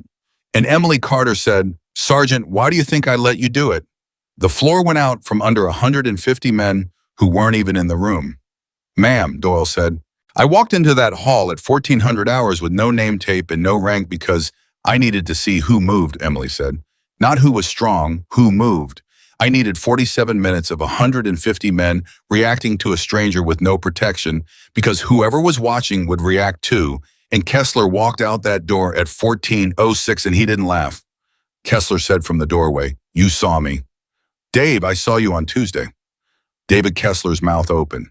I saw you in the motor pool on Tuesday at 15:20, and you looked at me for 1 second too long, Emily said. 1 second. That's all it was. Everybody else looked at me for 0 seconds because a small woman in a gray shirt isn't worth 1 second, and you gave me one, and that's when I knew there was somebody home. Kessler leaned against an MP. 3 days, he said, 3 days ago. 3 days ago. Ma'am, I've been walking around this base for 3 days thinking I know exactly what you were thinking, Dave. You've been thinking about it for 4 months, and I've been reading it in your face since Tuesday afternoon. 15:49. Ryan Mitchell said, Ma'am. Emily turned. Ma'am, when you walked into my hall today, when I put my hands on you. Emily said nothing. You knew he was watching. Nothing. Ma'am, did you need me to do that? And Captain Emily Carter looked at Sergeant Ryan Mitchell, and for the first time all day, she looked tired. No, she said. Ma'am. No, Sergeant, I didn't need you to do that. Her voice was quiet and completely level. I needed somebody to do something. I didn't know it'd be that. I hoped it wouldn't be. Ryan's jaw moved. But you used it. Yes. You let me humiliate myself in front of 150 men. You did that? I let you finish. Ma'am, that's... Sergeant, would you like me to lie to you? Ryan stopped. Because I can, Emily said. I'm extremely good at it. I could tell you right now that it was all part of the plan and you were essential and it was noble and you'd feel better for about 11 days. Or I can tell you the truth, which is that a man put his hands on me at 14:05 and I let him because letting him was worth more than stopping him. And I've been carrying that decision since 14:05 and I'll carry it home tonight. Nobody spoke. That's the job, Emily said. That's the whole job, Sergeant. You want to know what a ghost is? It's not the shooting. Anybody can shoot. It's standing in a room while 150 men laugh at you and doing the math on whether it's worth it. Ryan Mitchell's eyes were wet. Was it worth it? And Emily said, ask Bennett's mother. 15:51. Noah Bennett said, ma'am. Emily turned to him. Private. Ma'am, what happens to my mom? And Captain Emily Carter, 34 years old, 5'4" in a plain gray shirt with nothing on the collar, said, somebody's going to call her back. Noah's face broke. Ma'am? Tonight, Emily said, not in a month, not after the review. Tonight, private, and it's not going to be a voicemail, and it's not going to be a clerk. Ma'am, who's going to call her? Emily Carter turned and looked at Sergeant Ryan Mitchell. And Ryan Mitchell stood in that server room and understood what she was asking him to do, and every single thing in his body said no. 11 years. 11 years of not saying it out loud. Ma'am, he said, and his voice was a wreck, I can't. I know. Ma'am, I can't. Please. And ask me to do anything else. And ask me to go back in that hall and tell 150 men what I am. I'll do it right now. I'll do it in front of a camera. Sergeant. Ma'am, she doesn't know my name and I've been alive for 11 years and her husband hasn't, and I can't call that woman Ryan. He stopped. Sergeant, Emily said, pick up the phone. And Ryan Mitchell put his hands over his face and stood there for 11 seconds. Then he said, what do I tell her? And Emily Carter said, tell her he went first. Ryan Mitchell took the phone. 15:53. He held it in his hand like it was something that might go off. Ma'am, I don't have her number. Emily said, Bennett. Noah's voice came out of him small and cracked. Ma'am, give the sergeant your mother's number. Ma'am, Noah stopped. His hands were shaking. Ma'am, she's at work. She works till 6. She's a school secretary. Ma'am, if he calls her at work, she's going to think somebody else died. Everybody in that room stopped because that was it. That was the whole 11 years in one sentence. A woman who had been trained by silence to believe that a phone call from the Army meant only one thing. Emily closed her eyes for exactly 1 second. Sergeant Mitchell, she said, sit down. Ma'am, sit down on the floor, right there. Ryan sat. Bennett, sit down next to him. Noah didn't move. Private. Ma'am, I can't sit next to him. I know you can't, Emily said. Sit down anyway. 15:54. Noah Bennett walked across the server room floor and sat down 18 inches from the man who had made him run a hill in the rain for asking a question, and neither of them looked at each other, and Colonel Michael Hayes turned around and faced a wall because he could not watch it. Now, Emily said, you're going to call her at 6:10, not before, and Bennett's going to call her first. Noah's head came up. Ma'am, you call your mother at 6 o'clock. You tell her you're fine. You tell her nothing happened to you. You say it in the first 4 words, private, because that's the only thing she's going to hear until you say it. Emily's voice was steady as a heartbeat. Then you tell her a man is going to call her at 6:10 and he knew your father and he's going to tell her the truth.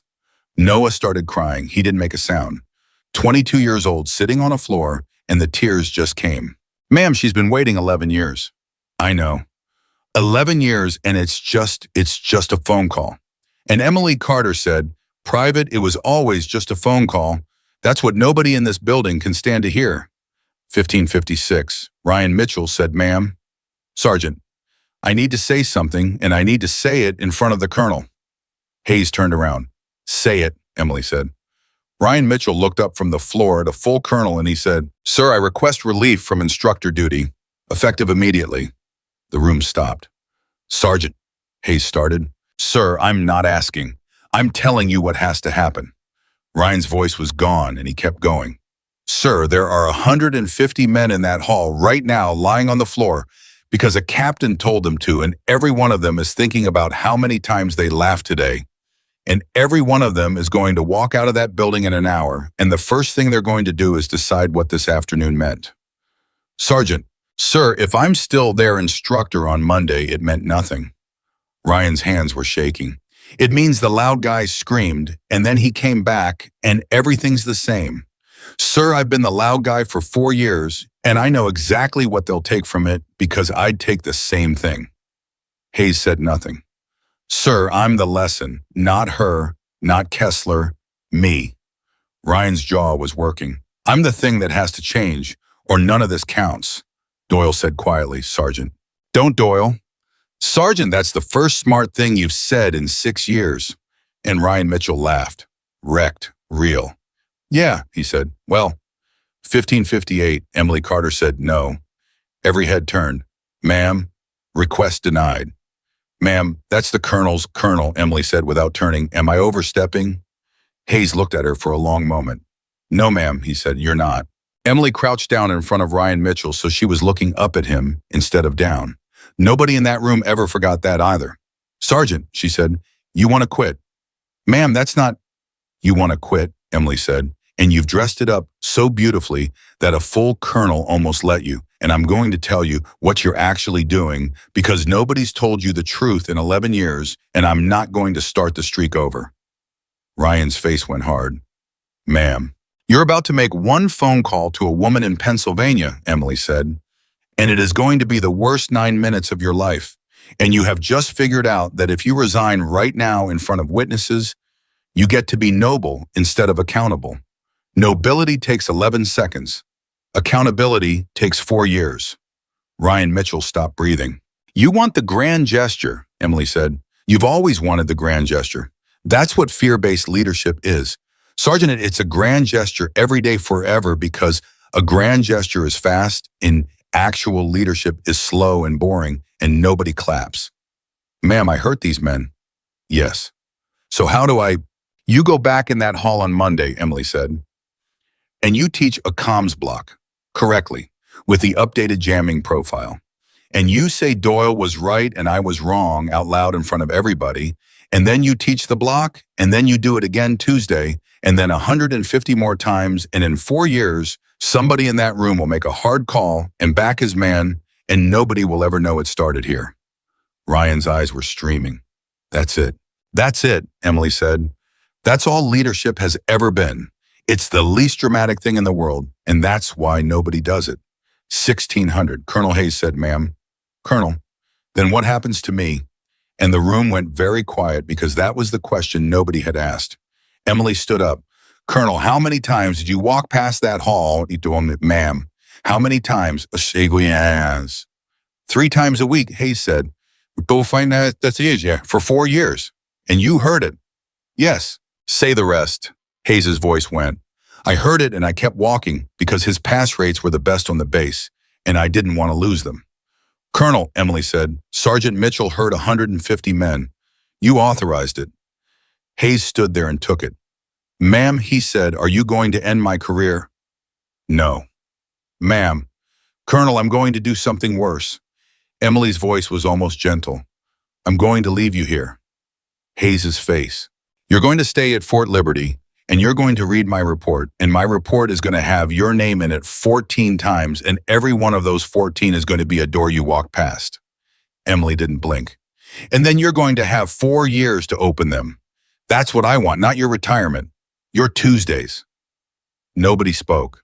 Colonel, Emily said, you've been a good officer and a coward, and those two things have been living in the same man for 6 years, and today they finally met each other. Hayes put a hand over his eyes. Ma'am, he said. Yes, ma'am. 1602. The MPs took David Kessler out. At the door, he stopped one last time. Ma'am, Emily said, Dave, they're going to send somebody else. The room went cold. I know, Emily said. No, ma'am, listen. Kessler's eyes were absolutely clear. You don't build a 4-month channel and walk away. There's a bench. There's always a bench. Somebody's already here. Ryan Mitchell came up off the floor. Ma'am. Sergeant, sit down. Ma'am, he just said. I heard exactly what he said. Emily said, and I've known it since Tuesday, and it's the reason I'm not leaving tonight. Kessler nodded slowly. Ma'am, one thing. Say it. The bench is an S6. Emily's head came up half an inch. That was all. Half an inch. And every man in that room saw it, and every man in that room understood that they had just watched Captain Emily Carter be surprised for the first time in 122 minutes. Dave, she said carefully, where's the bench? David Kessler looked at her. Ma'am, he said, it's in the hall. And then the MPs took him out the door. 1604. Nobody moved. Ma'am, Doyle said. Ma'am, what did he mean it's in the hall? Emily didn't answer. Ma'am, there's 148 men lying face down on the floor of that hall right now. I know. Ma'am, Staff Sergeant. Emily's voice was very quiet. How many men in that hall didn't laugh at 1405? Doyle's mouth opened. 2, Ryan Mitchell said. Everyone turned. 1. 2, ma'am. Ryan's face was blank. I was watching. I always watch. That's the whole trick. You say something and you find out who's with you. His jaw moved. Kessler didn't laugh and one other guy didn't laugh. Who? Ryan Mitchell said, Kane. 16:05. The room detonated. Kane's downstairs, Doyle said. Kane's sitting on the floor of that hall right now. Ma'am, he handed you the phone he gave you. He gave me a phone with one message on it, Emily said. Everything stopped. Ma'am, one message, Doyle. One. Emily's voice was flat and fast. 1451 and 1453 out. A 4-year source with one message on his phone. Doyle's face went gray.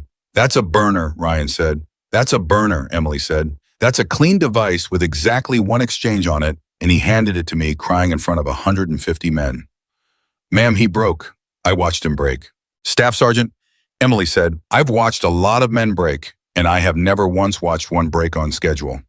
16:06. Ryan Mitchell was already moving. Sergeant? Ma'am, he's sitting in a room with 148 men. Sergeant Mitchell, stop. And every one of them's got their face on the floor because you told them to, Ryan, he stopped in the doorway, and Emily Carter said, that's the second bad order I've given you today. Don't take this one either. Ryan turned around. Ma'am, think. Emily's hands were open. Kane didn't laugh at 14:05. Kane didn't reach for his phone at 15:11. Kane's been in that hall since 1400 hours with 148 witnesses.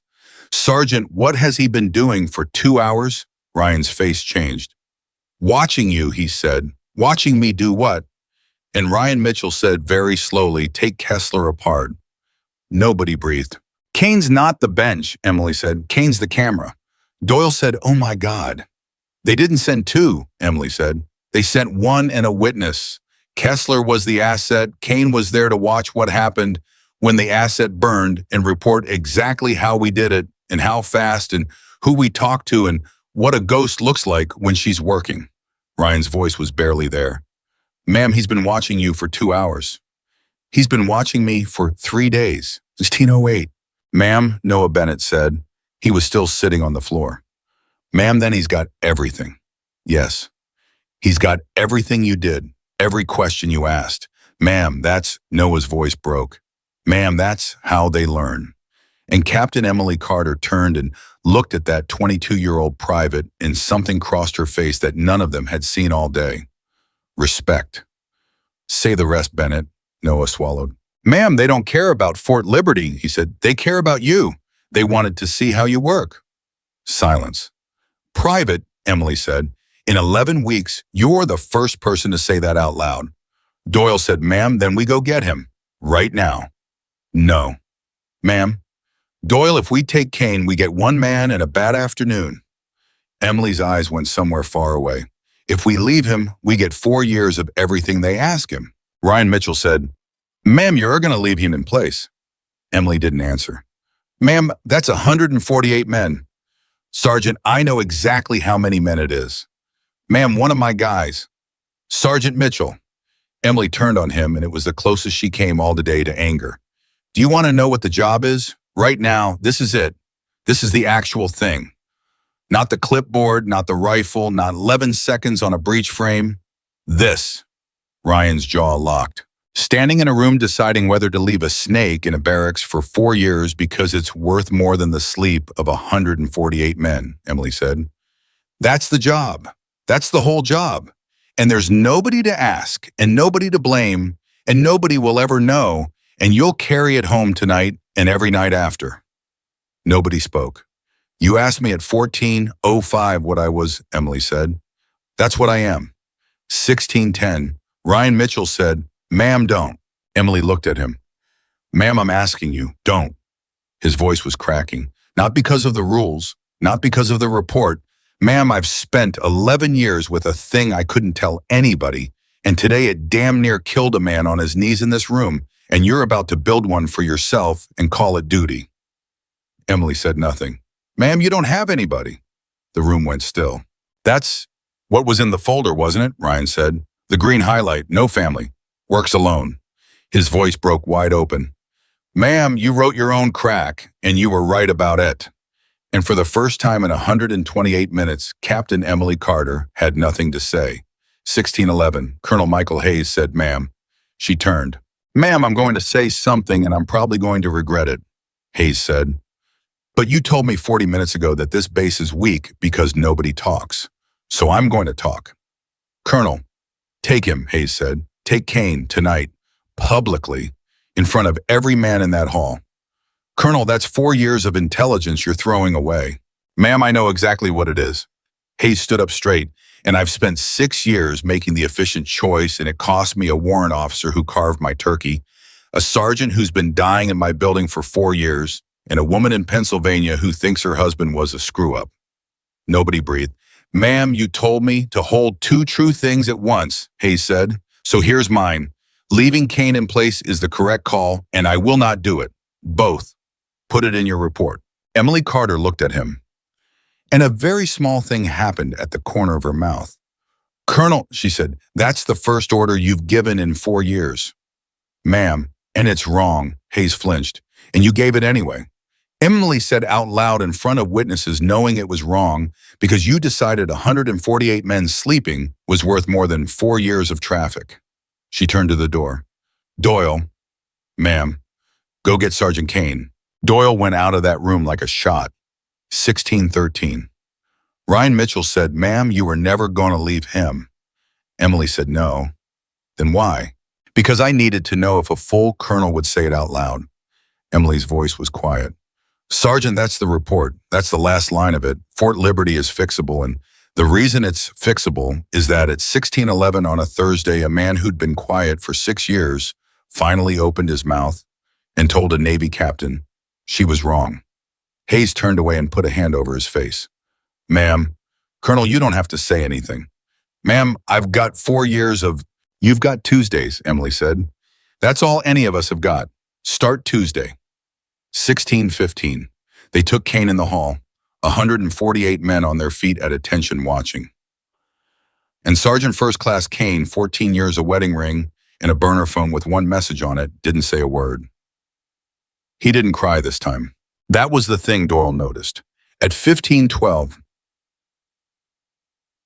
he'd cried like a child, and at 16:15, he stood there with his hands behind his back and his face like glass, and he looked at Emily Carter the whole way out. And at the door, he smiled at her. It was the only thing all day that put ice in that room. "Ma'am," Ryan said quietly. He smiled. "I know." "Ma'am, what does that mean?" And Emily Carter said, "It means he thinks he won." "Did he?" Emily watched the door close. "Ask me in 4 years," she said. 16:18. The hall was silent. 148 men and Colonel Michael Hayes and Staff Sergeant Doyle and Sergeant Ryan Mitchell and Private Noah Bennett and a small woman in a gray shirt with nothing on the collar standing exactly where she'd been standing at 14:05. "Gentlemen," Emily said. Nobody moved. 2 hours and 18 minutes ago, I walked into this building and every one of you laughed at me. Nobody breathed. "I want to tell you what that cost." She let it sit.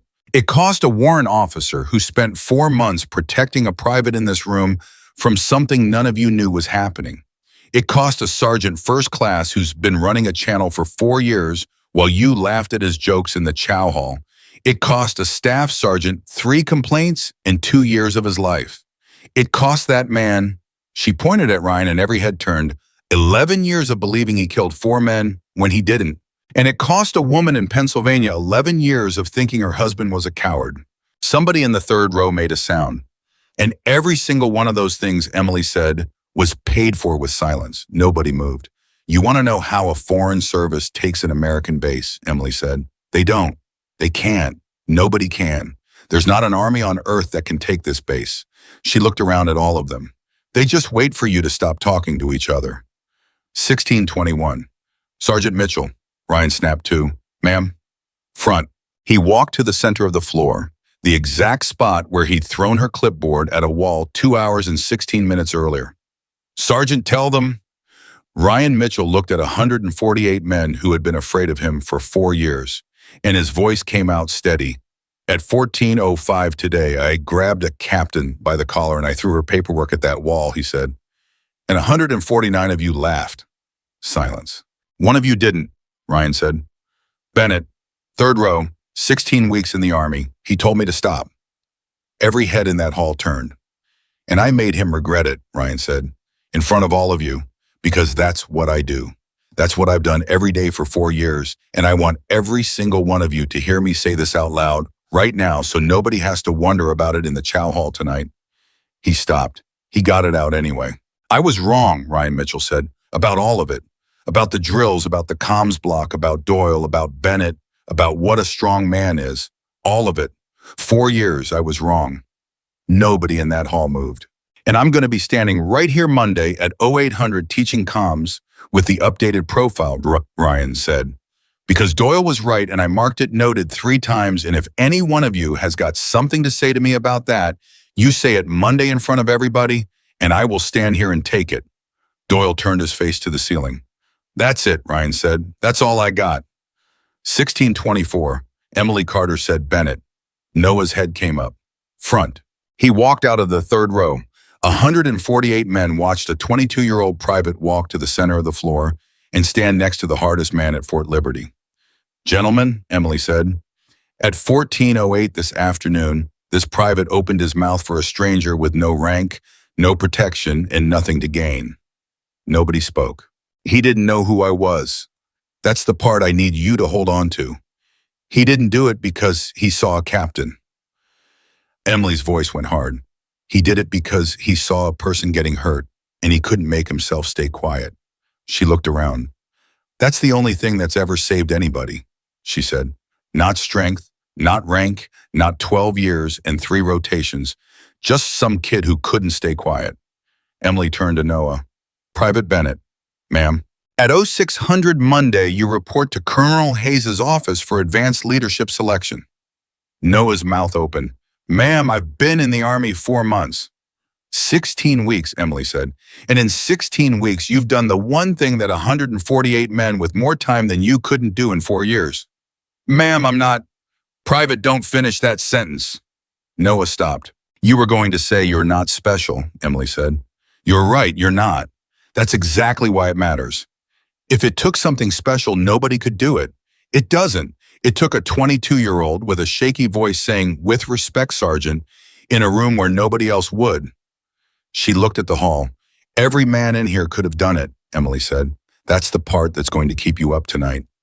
Not that he was brave, that you could have been. Nobody in that hall ever forgot that sentence, 1628. Ma'am, Doyle said, permission to ask. Staff Sergeant, ma'am, who are you? And 148 men leaned in because 2 hours and 23 minutes later, that was still the only question in the building. Emily Carter looked at him. Staff Sergeant, you don't have the clearance, she said, and Ryan Mitchell laughed. It came out of him loud and real and ragged, and then Doyle laughed, and then somebody in the back laughed, and the sound went through that hall like something breaking open. 148 men laughing at 14. 05's joke turned inside out, and it was the first honest sound that building had made in 4 years. Emily let it run. Then she said, gentlemen, attention. They snapped to, all of them, instantly, and there was nothing in it about fear. You'll never see me again, Emily said. There won't be a ceremony. There won't be a mention. In about 90 minutes, I'm going to walk out of that gate, and in 6 months, half of you will have convinced yourselves I was 3 inches taller. Nobody breathed. So I'm going to leave you with one thing, and then I'm going to go on. She looked around that hall at every single face. Anybody can be brave when 150 people are watching, Emily Carter said. Bennett wasn't. Bennett was brave when he was sure it would cost him everything and nobody would ever know. Kessler was brave for 4 months in a room by himself where nobody would ever know. Mitchell was brave for 11 years carrying something for a dead friend where nobody would ever know. She let it sit. Character isn't what you do in front of the room, she said. It's what you do when you're certain nobody will ever find out. 16:31. She turned to go. Ma'am, Ryan Mitchell said. She stopped. Ma'am, it's 6:09. Emily Carter turned around, and Sergeant Ryan Mitchell was standing in the middle of that hall with a phone in his hand and 148 men watching him, and his hands were shaking so hard he could barely hold it. Ma'am, I can't do it out there, he said. I tried.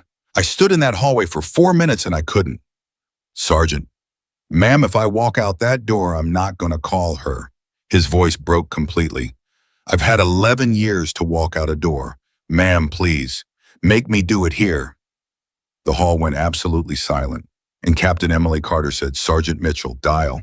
He dialed. 148 men stood at attention and listened to a phone ring on speaker in a training hall at Fort Liberty. It rang twice. A woman's voice said, Hello, Miso. Ryan Mitchell's mouth opened. Nothing came out. Hello, she said. Is somebody there? Doyle put a hand over his mouth. Noah Bennett was crying openly. Colonel Michael Hayes stood at attention with tears running down his face and did not move. Sergeant, Emily said quietly, say his name. And Ryan Mitchell said, Ma'am, my name is Ryan Mitchell. I was with your husband. There was a sound on that line, a small, terrible 11-year sound. I'm sorry it took me this long, Ryan said. I'm sorry nobody called you back. I'm sorry, ma'am. I'm so sorry. Was he alone? She said.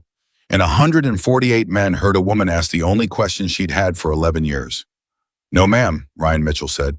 He wasn't alone. He was with me. She started crying. Ma'am, Ryan said, he didn't do anything wrong. Whatever they let you believe, ma'am. Listen to me. He didn't do anything wrong. He made a call, and he was right. He was right, ma'am. He was right, and I've known it for 11 years, and nobody would let me tell you.